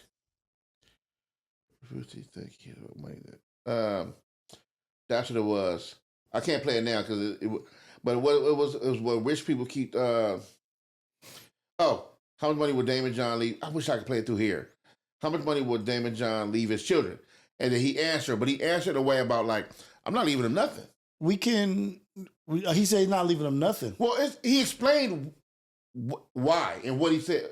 It sounded like a good explanation. Yeah. I don't want to butcher the quote, and I don't want to waste time, but I want to butcher the quote, but it made sense to kind of saying like, look, say if you got 3 kids, the oldest, the middle, and the youngest.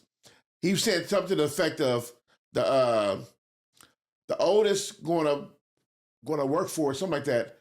The youngest, the middle don't care, and the youngest going to sell it all. Mm-hmm. Something to the effect of like, I'm going to show you what happens when you give your kids the money after. You just gift your kids your fortune. What they do after that, after you're dead and gone.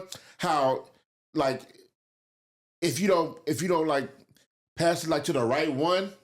How it'll like it'd be swindled away. Yeah. Like Yellowstone. Like right. Look what would have happened if he would have gave it to Jamie. No, not Jamie. Jamie. Who's the lawyer? Yeah. Jamie. Look what happened if he gave it to Jamie. Like knowing how Jamie ended up parceled it off. His father almost, he'd end up running to his father. He'd have sold the whole thing, parceled the whole thing off. He'd have did all kind of messed up stuff with the money. Just so you know, Yellowstone ended so vicious. Wait. So you watched the whole 3rd season? Yep. No, not the 6th season. 6th season. Watched it. Okay, I gotta see it. But I was turned off at first, but then I finished it and I'm watching. I gotta watch it. I'm not gonna say nothing about it. I gotta watch it. But it's over. Did you see Landman, the last episode? No, I'm gonna watch it today. I gotta watch the last episode of Landman and Lioness. Wow. Because I saw the Lioness. She just came home. Was that the last episode? Yes. She came home. What happened after that though? She just like came home crying. Like basically she had got because of it was a brutal little mission. They almost died in that mission. They almost got overtaken by yeah. That was that. Was that the finale? Was that the finale? It seemed like that would be a finale. Oh no, because they didn't really get any answers. They didn't get no answers. Like about who. So it could have been a finale. Oh, it was because they stopped the guys from going. Remember the scientists? Yeah, they stopped scientists. Yeah. So maybe it was the finale. They were supposed to die. They were supposed to die. That was crazy. Somebody made a statement that Taylor Sheridan has an infatuation with lesbians. Does he? Well, he didn't say it, but I'm saying like somebody made a statement. And then they pointed to the shows. And they was like, if you look at Lioness, and if you look at Lioness, and if you look at it was Lioness, not Landman. They pointed to a couple of shows. It was like the lesbians, like it was like a prominent lesbian scene. But I was like, man, I don't know. I've only seen it in Lioness. I've only seen it in Lioness for sure, but I didn't see it in. But why they don't say that about another man that has gay scenes in his thing? They don't say he's obsessed with homosexuality. Well, they didn't bring that up. You know what I mean? Like just because he like out of all of his shows, I would say out of everybody, he has the least amount of that in his shows. I only know it to be Lioness. They had the two girls who was falling for each other. Also the blonde girl who left her, who that guy like her ex was on the team with her, and they were like, "Oh, you were so bad, you turned her lesbian." She's gay, but she had no scenes though. It's no scenes. She's just a lesbian. But for me, that wasn't enough to be like he's obsessed. He got obsessed. I'm looking at the other shows. I'm like, wait, what? You got a bunch of other shows, and I don't be seeing a bunch of that. I don't see any stuff like that. Yeah, man, it's talking stuff. Anyway, Lioness was dope. Landman, last episode, Landman was dope. I haven't watched it. I'm watching it today. You gotta watch. You gotta watch Landman, dude. Yeah, you gotta watch Landman. Because I forgot because I was about to say something, but if I'd have said it, you did watch the last episode of Landman. Okay, you seen what happened with his son? What happened with his son? His son, they had dinner. He went into the room, got beat up. Okay, good. Okay. You there? Okay, good. What happens next? Oh shit! What happens next? And the cartel is on their ass also about cartel on their ass. Okay. But that's the so yeah. Okay. So look, Speaking of Landman, okay. What tripped me out was his comfort level with his wife or his ex-wife and his daughter. Yeah. How they're walking around, right? Yeah. Amongst other men. Like, is it that he trusts those guys or whatever? I don't know. No, he just know. I think he's. Oh, sorry. Continue first. No, that was it. He, in my opinion, so I think Billy Bob Thornton, right? Yeah, I think he's right in the middle of my ex-wife get on my damn nerves, right? But also, I am a man out here and I'm lonely out here. And all I do is oil shit every day. I don't have no woman. All day. There ain't a bunch of women around here that are into me, right? I'm not the new hot guy around. I'm a nigga who do the oil stuff. And I'm not rich like I should be. As far as what I do, I'm not rich like I should be. Right. Right? But the wife came back and she's obviously into him and she fumbled the bag. You didn't see the last episode either? Yeah, I saw that. Like where they got back together, they're trying to get back to the last episode of Landman, I'm saying. No. Okay, so I don't know how much you've seen. So she's heading back home with him. Okay, she's going back home. Okay, to try to get her car, her stuff, her car. She's going. Okay, so that's a whole something else happened with all these things. The whole other thing happened with that. But I think he's in a place where he knows he's making a dumb decision. And he know I'm kind of thinking with my dick in history. I'm kind of thinking with my dick, and I'm thinking with history. And she's not really what I need because she is reckless.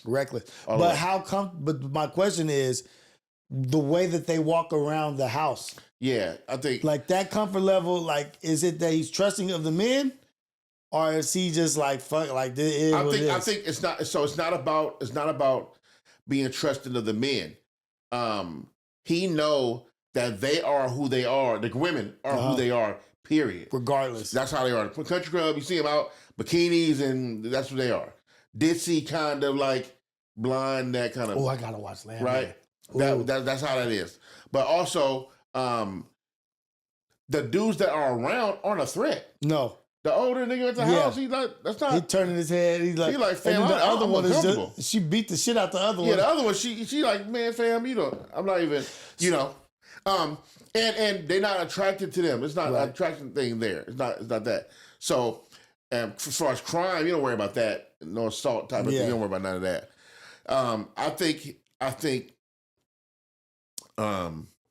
it's tricky, obviously, you see, with his son talking to old girl. Right.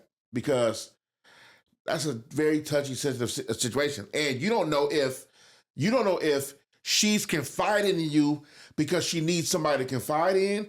Because is this her way of dealing with grief?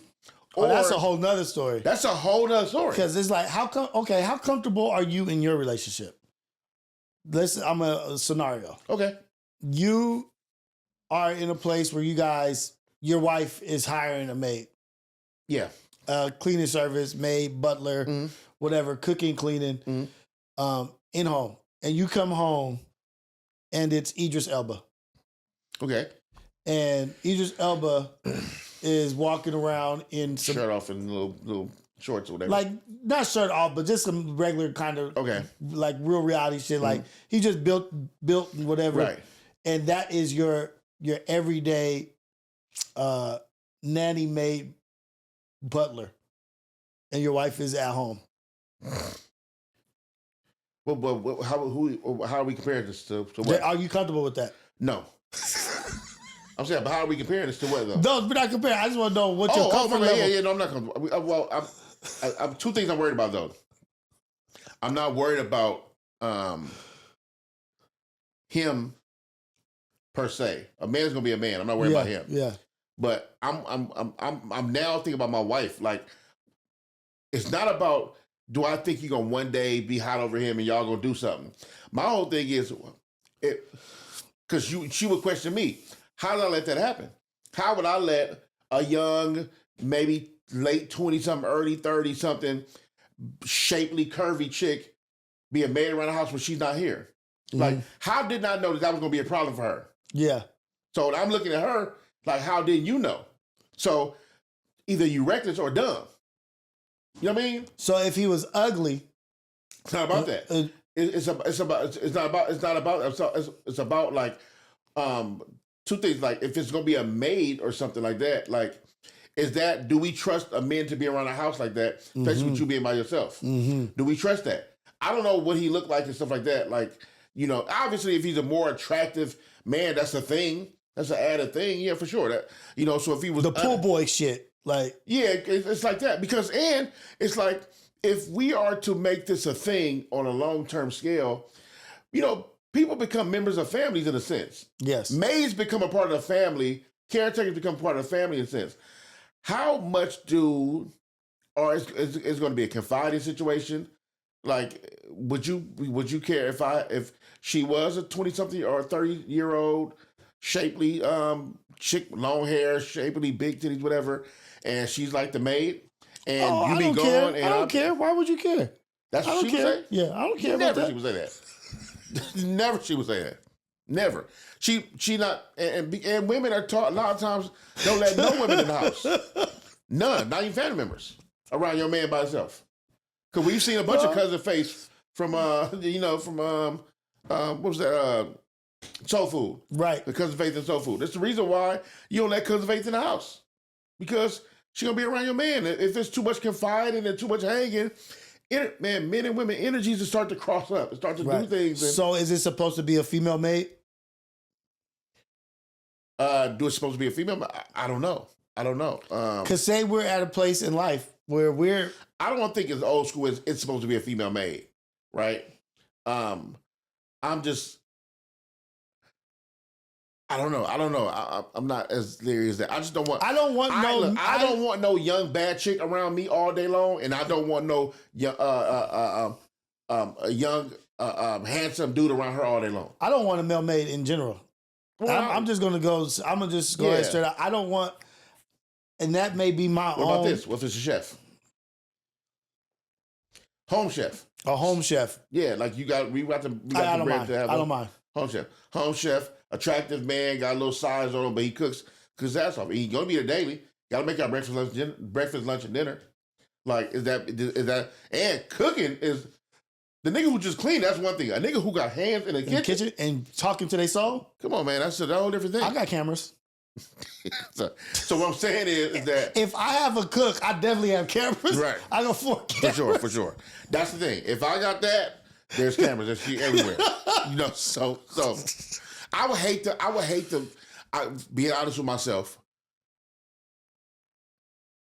It's funny was I don't think that will be a thing for me, but I don't want to ever be so naive that I get caught slipping. Because what if it's I trust my wife. What if it's a personal assistant? Your wife is on the road. She's a big wig, does what she does, and she has a personal assistant who's traveling everywhere with her. And it's Idris Elba. And it's I don't think she'd make that decision. If she made that decision, okay. So what if she's traveling with a security guard? I mean, I don't know. I can't stop that. I can't. But that's what I'm saying. It's the same thing. She gotta get a lioness. She's got to get a lioness, and not the ones that's together. Not those ones. Not them. No, but I think that's she got to get the Zoe Saldana lioness. That's what I'm saying. Yeah, not the other two. Are you married? Okay, good. Yeah, no, but that's why I think it's such a crazy thing because it's like, would I be by a male maid who may be attractive to her? I just shifted the goalpost just to see like, but we're like, but that's why it gets tricky because you're forced to think like, your security is different. But is it? Is it? Like, security be doing things too. Exactly. Like, and they're gonna be around your woman all the time. And being aggressive. Hey, hold, stop. Protector. Yeah. So we did the clean. Yeah, see. We did the cook and we did the security. Cause I'm just trying to see like what level do we be like, nah. But you have to, if you're at a certain level, you have to trust your wife. I do trust my wife. That's the thing. I trust my wife, period. But so my thing, the reason why I asked. Oh, not like, you and I'm just saying, like anybody. But I'm saying, if my wife was in a situation, I'm saying, why would she make that decision? Yeah. That's the thing. With me trusting her, I'd be like, why would you make that decision? She trusts me. So if I invited, like I said, a 30-year-old, curvy, big old breast, big ass, and even though she said she's professional maid, and she got a resume, everything, why would I make that decision? She'll be thinking like, why would you make that decision? Now she's thinking like, I do trust you, but how did you make this decision? Because she was the best applicant. Yeah, she was the best applicant. That's gonna be tricky because it's not about, at that point it's not about do you think she's the best applicant? There's gonna be times I gotta think for her and she gotta think for me. That's just reality. Mm-hmm. There's gonna be times in life where you have to think for your wife, and your wife has to think for Rios. Make decisions based. You gotta make decisions based on what. My wife's not gonna be there all the time for me to make a decision. I have to make a decision based on what will my wife think about this. Okay, so let's go. We're here. Okay, so you have a bombshell of a woman that is it could be any of those facilities, cooking, maid, whatever, and her application is top tier. She's the best applicant. Yep. But then you have a old lady who is the worst, right? She's really like the worst applicant. And then say you got somebody that's just basic, who's just basic all around, just basic and basic criteria as an applicant. Who are you picking? Well, I mean, if I'm forced to go multiple choice, right? Mm-hmm. We got to be the middle. You got to pick. You got to be the middle person. Got to be the lady in the middle, the basic. Because I don't want the worst at all. Why would I want that? I don't want that at all. And you don't want the best. And I don't want the problems in my house. Right. See, at that point, I don't care about your resume. Yeah. I don't want these problems at all. I don't want to be around. I don't want to be forced to be around somebody in my home. This is my home. I don't want these conversations. I don't want none of that. I don't even want to have a conversation about it. Because it's not about, people think that men like got to remove ourselves because we think we're going to be weak. I don't think I'm weak. I'm attracted to women. I don't desire no woman. Mm-hmm. I don't desire no woman. I'm attracted to women because I'm a man who is attracted to women. That's nature. Women are beautiful, right? I don't desire no woman but my wife. That's it. Why would I put a woman in my space, whatever, beautiful, gorgeous, whatever you want to say, every day around me in this energy? I'm thinking for me and my wife. I don't want that around me all the time, and being in my private spaces, and I don't want my wife to have to even be slightly concerned about this woman that's around me. Right. So in that space, it ain't about the resume. I don't want none of that, none of them problems. If I'm at peace, why do I want to shake all that up because her resume looked good? Okay. Now Idris Elba, he's gay. Can he be the chef? Can he be the maid? He's gay. Can he be the maid? Yeah, can he be? I don't know. Like, if he wasn't gay, he definitely can't be. Mm-hmm. But now he's like, I'm not even attracted to women. I don't know because I don't know. And I say I don't know because me and my wife was talking about this the other day. We talked about so one of my favorite shows. People don't know. I've said it before on Instagram. One of my favorite shows in the world is first of all, you would never guess. And I'm not going. I'm trying to think if you said it on here. I didn't say it on here, yeah. Okay. But you would have never guessed, so I'm just going to tell you. Even if I give you 5-10 guesses, you're going to take all day, right? So, well, you can guess now because we think about topic at hand. Okay. So try to guess. We just brought up. It's going to take all day. It's going to take all day. Let me just tell you. The Bachelor. No, my favorite show is Queer Eye, the Queer Eye for Straight Guy. What is? Oh, that's an old show. But it's still new. It's still new? Yeah. Oh, really? New guys. Where they dress up, where they fix up homes and stuff like that to help people in situations. Yeah. People not doing so well. People may be down and they don't know how to dress. They don't know how to maybe just don't know how to look or don't know how to live for themselves. They live for so many other people. First of all, it's one of the best shows ever, hands down. I stand on that. Every show, I'm a crier too though, so I'm a little different. Every show I find myself just need tissue. It's that kind of show, bro. What, bro? You watch Queer? I don't know if your wife ever watched. I never watched it, bro. Don't watch. I can't. It's an emotional show. Very emotional. Bro, they be changing lives. It ain't just about they buying new stuff for the house, bro. They be people be down on their luck.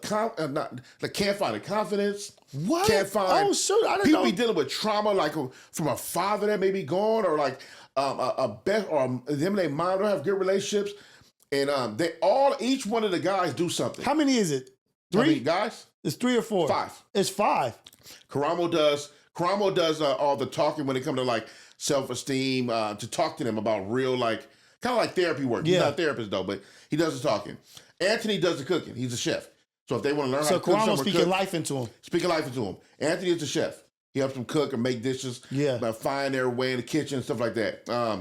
Bobby's not on the show no more. They have a new guy named Jeremiah. Jeremiah does all the design work. Okay. For the house. Interior design, design work, and all stuff like that. Lord have mercy. What's his name? Lord, I forgot he's probably the most flamboyant out of all of them. How I forget his name? He's the most popular one.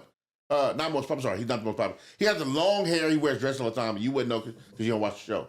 He does hair and makeup. Okay. He does the looks. He does hair and makeup. And Tan does the style. He's a stylist. Asian.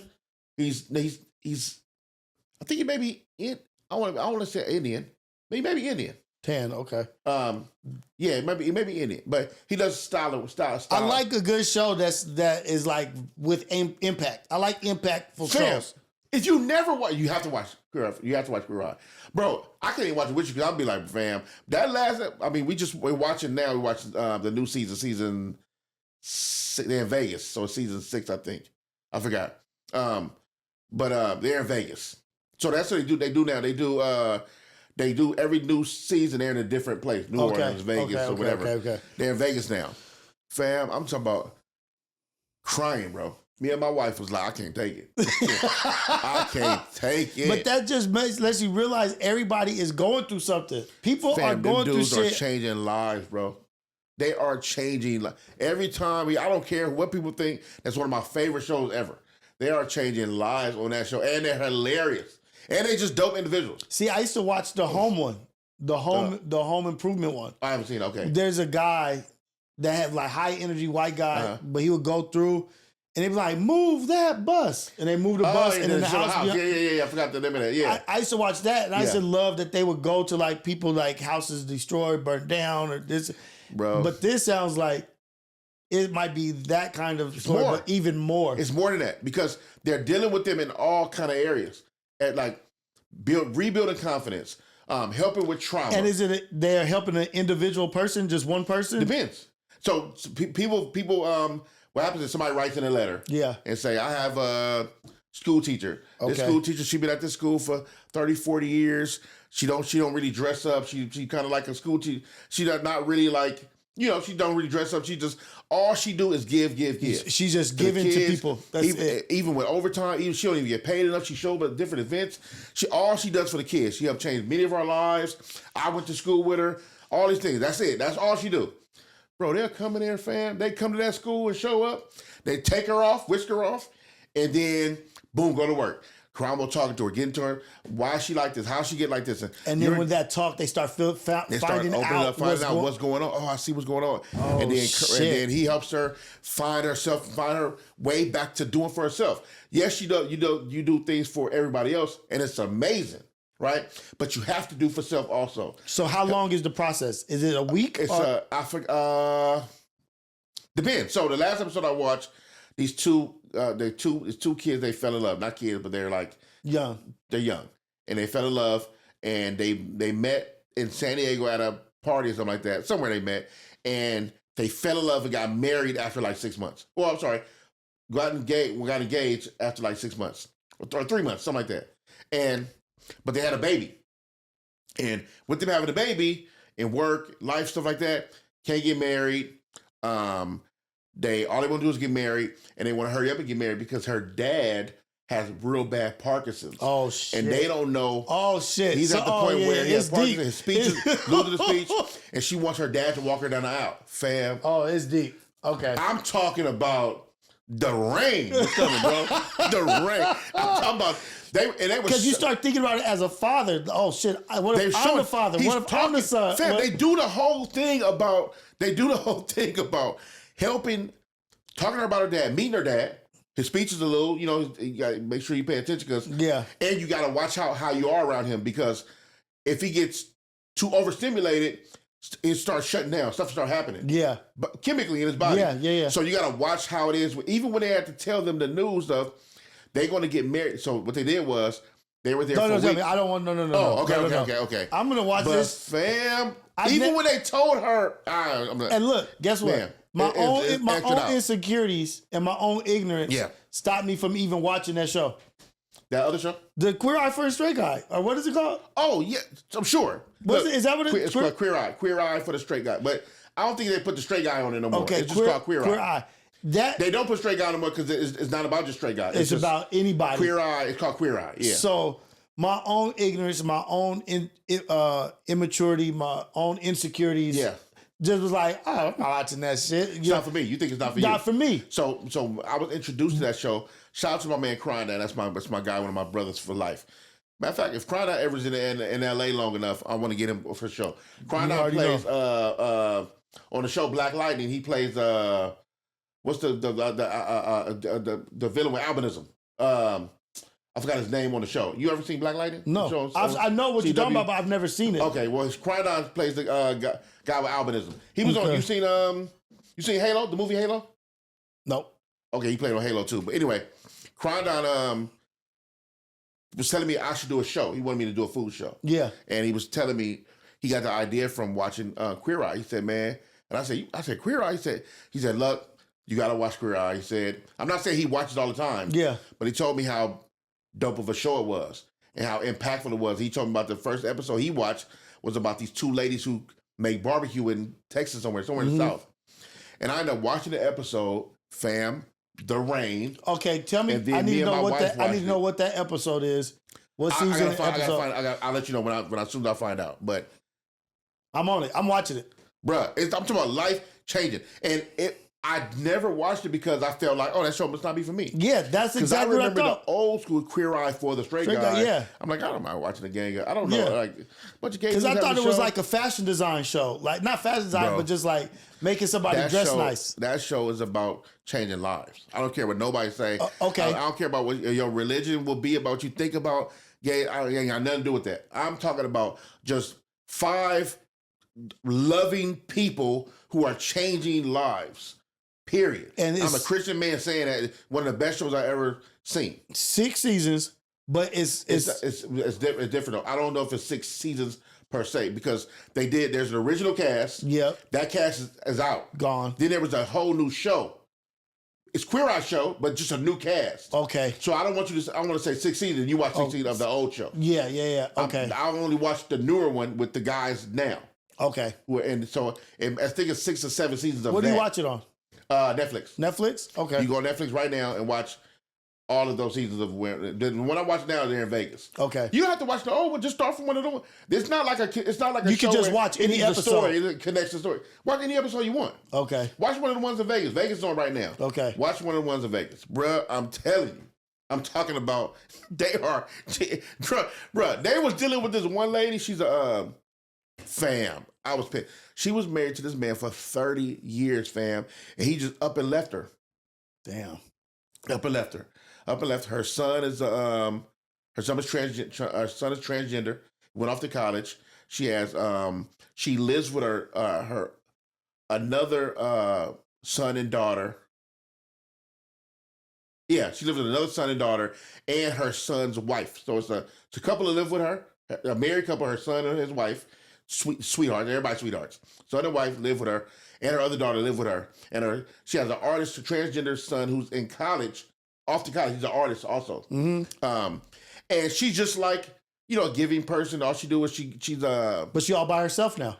No, she with them. They all in the house. But she's by herself. Uh-huh. But they all live, other than the son that's in the college, they all live there in the same house. Okay. They come to her house, and she's just a giving person. They love her. People at the job love her. And, bro, they pour into her so much. So she's not good with her mother. Her and her mother haven't talked. Is her mother or sister? Her mother. Her and her mother haven't talked. So she's dealing with that. Oh, that's what it is. She got abandonment issues. Her mother left. Her dad left. Mother left early. Her mother left her, and her mother just stopped talking to her. Fam, I see why she had abandonment issues. Her mother didn't even leave her early. No excuse. Her mother just stopped talking to her. Said she don't talk to her or her sister. The mother just stopped talking to him. So that happened. Then your dad left, and then your husband left you, I think, 30 years into the marriage. Yeah, see, that's why. So she says she don't get close to nothing because it's just going to leave her. So she even with her kid. Then her son went off to college. Left her. With her son. The other son got married but didn't leave. But could you imagine if the son left? And then now she with her daughter and probably just waiting for her daughter to leave. So she dealing with abandonment issue. Fam, Karama was in the car with her. Karama be doing work. Karama was in the car with her, getting to the bottom of what's going on with her abandonment issues. And fam, he had her in the car tell your mom what you want to say to her today. Fam, she started letting it out, and then just all right. I'm watching because you know why I like shows like that. And then flipped her. Then I had to tell you this. Then they styled her. She's so ashamed of her body because she's not a big woman or nothing. She just I don't show anything. I just live for my life. I don't. Man, they had her 10 was man, let me see. Lift your shirt up. He was like, you got a shape. Why are you showing none of this? She said, who you want to dress like? She said, what style do you like? She said, Olivia Pope from Scandal. Oh, so he was shit. And I got something to work with. That's another one of my shows that I love, Scandal. He was like, oh, it's on. Scandal. Yeah. Olivia Pope, she's fresh, fire. So, fam, he got some new outfits. You should have seen it. She just started glowing. Her smile, everything was different. They was pumping confidence to her, helped her with it, surrounded her with love. The way they do the house, when they walking back into the house to see the house for the first time, I'm talking about when your family first see you, they ain't see you in years or never see you like this. Yeah. Your friends come over, then had this big party. Then at the end, I'm not gonna tell you the end. Because I gotta watch. Because this is the kind of shit I like to watch because it's. I know this viewer probably tripping what they on, but it's all good. Hey, bro, this is my real life, bro. That's one of my favorite shows. Speaking to the camera, Queer Eye is one of my favorite shows, hands down. You have no heart if you can watch that show and don't feel for these people. The cast are amazing. I can't believe I forgot the one I want to call my wife. My wife's in the Bahamas right now, so I can't call her. But oh, Jonathan. Good for her. Jonathan he's the most flamboyant. He wears dresses. First of all, he's 6 feet something, wear dresses and heels. Oh, shit. He got a beard. He's hilarious, but he's hilarious. He does hair and makeup, styling people. Bro, I'm talking about it's super gay. I don't mean super gay they just gay. They just gay dudes. These dudes are gay. They're gay and married. It's a gay show. It's not even a gay show. They just the main characters in the show. The main gay. dudes are just gay. They ain't married. That's all. It's just what it is. Raunchy. It's not whatever you would think with our immature minds. Whatever we would think. It's not none of that. These dudes just happen to be gay, and they help the way they help these people out. I don't care about none of that. Dude, they had one episode last season. I'm talking about how real they get with topics. Bobby, who's not on the show no more, They had to help a pastor who's gay, right? Which, by Christian standpoint, that's a no-no, right? Bobby couldn't even walk in the church. He was so traumatized by his past. So, bro, he was outside. Like, he couldn't even walk in the church because of the trauma. His parents, how the Christian faith has treated him. So now we got to deal with this, too. Bobby can't even go in the church. He can't even deal. So now, that show is real, bro. But that's what I like shows like that. Like I was trying to say, is that it inspires you to do better. Like a show that can motivate you to be a better person, to inspire you to look at things in a different light. Like, oh, you know what? I was fucked up in the head. I needed to change my outlook and my perspective because it was skewed. The initial thoughts is, I'm not asking somebody to watch porn. But then you see somebody doing God's work. You see somebody changing lives, speaking life into people. How could you not call it? How could that not inspire you to be better? You know what I mean? Dude, do me a favor. You and your wife, watch the episode. Don't be searching for it. Now, let me see where your luck was at. Just start with Vegas. One. Vegas is the season right now on Netflix. Start with Vegas. Watch the first episode. You and your wife together. Watch the first episode. Then let me know what you think. Done deal. It's a done deal. We love shows like that. Show. And if any of you can get past your maturities, watch Queer Eye for yourself if you haven't watched it. It's one of my favorite shows. It's an amazing show. All they do is help people with their lives, get back on track, get back focused, build confidence. You telling us to watch stuff. Have you watched The Tiger? I still haven't watched Tiger. You gotta remind me to. Tiger. Okay, I gotta watch it. Where I find it? Where I find it again? He has not watched The Tiger. But you watch me on. You always ask me while we're recording. I gotta be when I'm at home, going through my shows. That's when I gotta be reminded. Hey, you watched the Witch Girl show yet? Too of the Breaking Bad? No, not. I know you started watching that. Hellbound. Yeah, Hellbound. Yeah, it's crazy, right? Crazy. Crazy. It's a lot going on. It's a lot going on. But it's a show that like is consistent of some shit I've never thought of. Yeah. Like it's not anything that I've ever thought of will be in a. And the brutality of what that may have looked. It's a very brutal. It's brutal. Ayana can't watch it. You know what I heard? I'm probably not gonna watch it though. I heard the show called Bone Tomahawk. Dude, I told people about this movie. Somebody put in a freaking message in the chat last night. That was you. Bone Tomahawk. No, that was you who said it. What? That's where I got it from. Yeah. My mind be all over the place. Yeah. I was watching your episode last night, remember? It's only a movie. I know. I'm saying that was you who said it. Yeah. I said somebody said it, but it was you who said it. So it's like a horror, Western horror? Dude. But about the...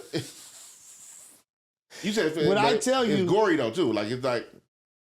I think it's the same maker as Green Inferno. Oh, no, yeah. I watched Green Inferno. That was very graphic. I think he may have made that. It's on that level of it, but he did Cell Block 48 or something with Vince Vaughn. And it's like he goes to jail and he has to like fight for his life in jail. Like the dude only does brutal shit. Okay. And so he has 3 movies. All 3 of his movies are bomb. Okay. Bone Tomahawk. I see Green Inferno. That was crazy. And that Green Inferno is not his, but it's similar to like. Got it. Okay. Like Get Ready, but the Bone Tomahawk is about these Indians, natives, people that are like stealing girls from the town, and one guy goes to go try to find his wife, and the sheriff and why another guy. Girls from the town? I can't tell you why. Okay, but it's not like racist. No. Okay, got it. No. Got it. But when you find out what is happening. The Bone Tomahawk is crazy. You can watch that before Tiger, but the Tiger. I don't know if I'm going to watch that. You said it's heavy, gory like that though too. It is some scenes that are tough to watch, tough to get through. I'll get through them, no problem. Oh, you like gory stuff? Yeah. You see Terrifier? Yeah. Do you like Terrifier? No. Have I watched Terrifier? I'm sorry. Have you watched Terrifier? No. Yeah. Okay. But I've heard about Terrifier. Are you going to watch that? Is it gory? I would never watch that. I'm saying I'm only bringing it up because you say you watch gory. Wait, why would you never watch Terrifier? First of all, let's start here. I don't watch scary movies. You don't watch scary movies? Yeah, but that is not more. Wait, why do you not watch scary movies? I'm scared of them. What do you mean? You were looking for another answer? What do you mean? Was there anything else you was expecting? Oh, sure. I thought it was going to be like, because some people don't watch, my sister doesn't watch scary movies because she doesn't, because she's into the faith. You know what I mean? No, I don't. Like, I don't watch like scary movies that deal with demonology and stuff like that because of faith. Okay. So I'm exorcism and all that stuff like that, or the certain kind of priest. Nun, yeah. I don't do that because I don't play with none of that. But you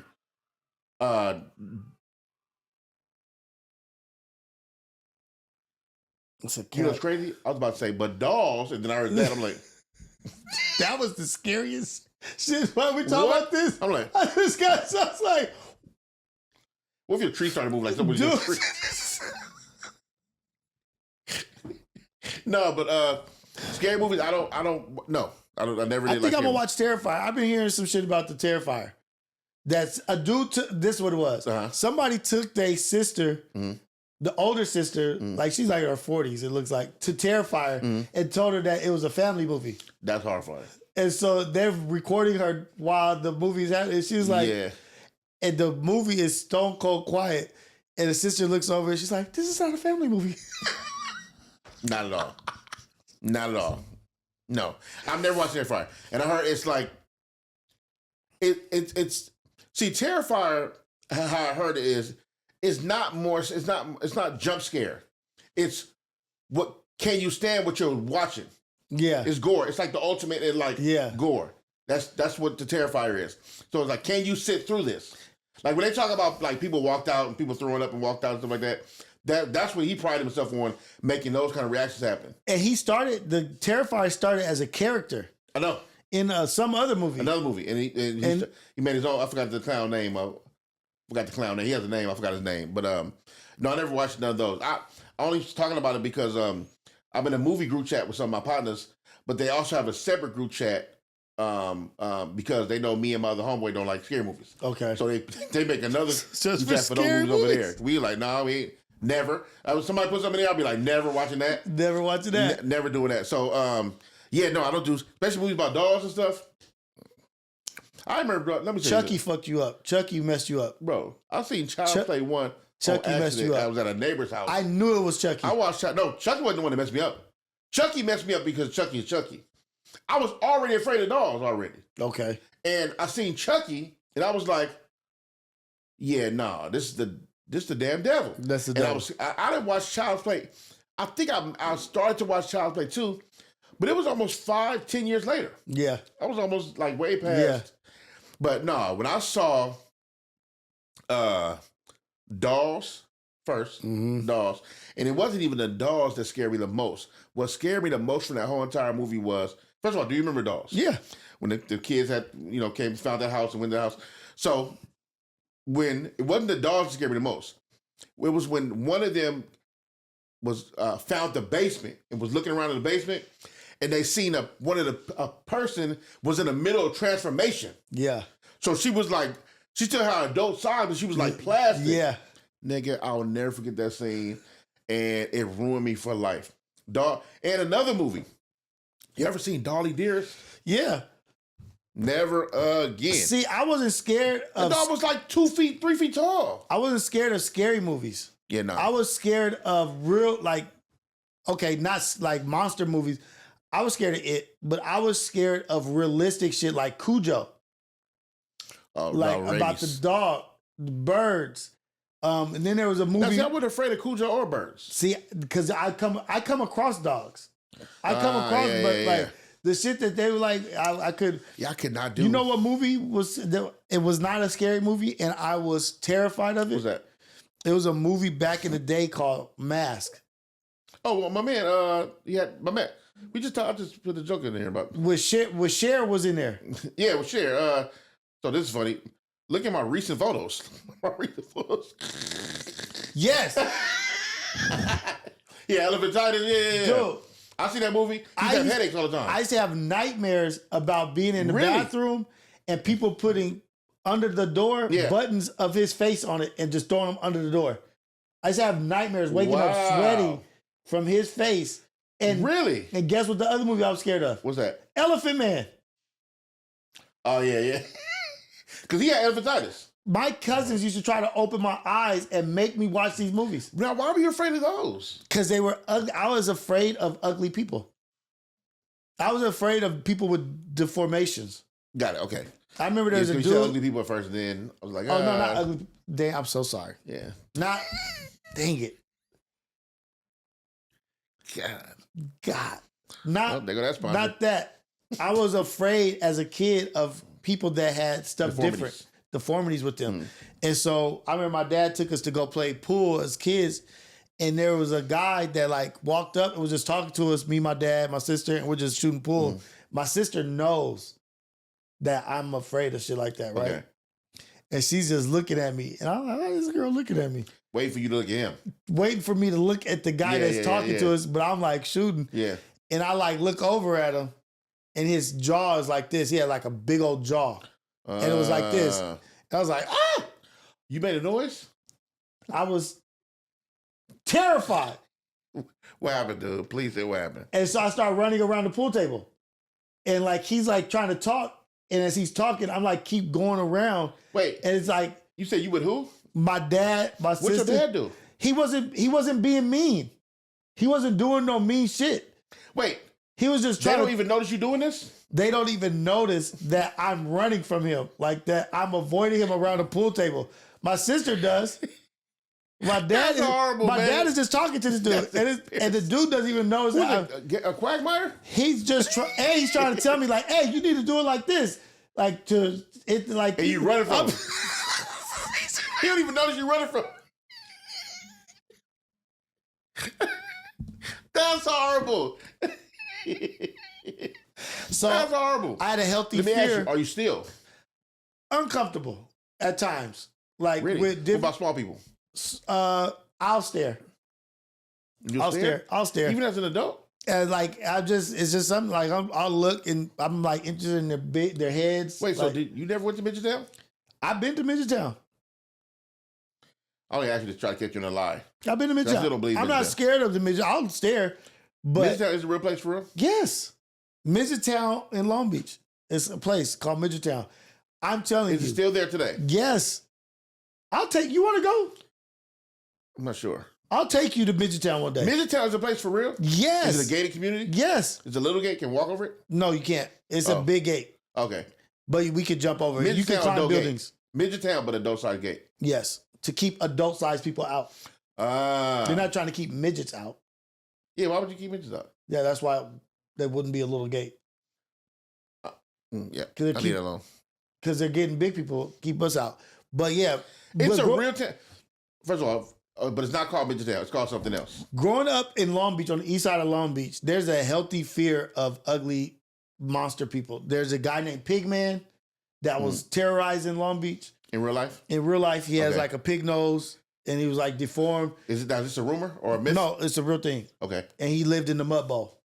What's the mud bowl? It was like a dusty little like sewage area, flood control area. He lived in there? That's where he lived. Are you serious? He lived there? And who else? I can't think of the other guy, but it was a guy who stunk. Like they called him Stinky. Okay. And my mom and him told us these stories about him. And like she had heard stories about Stinky. Yeah.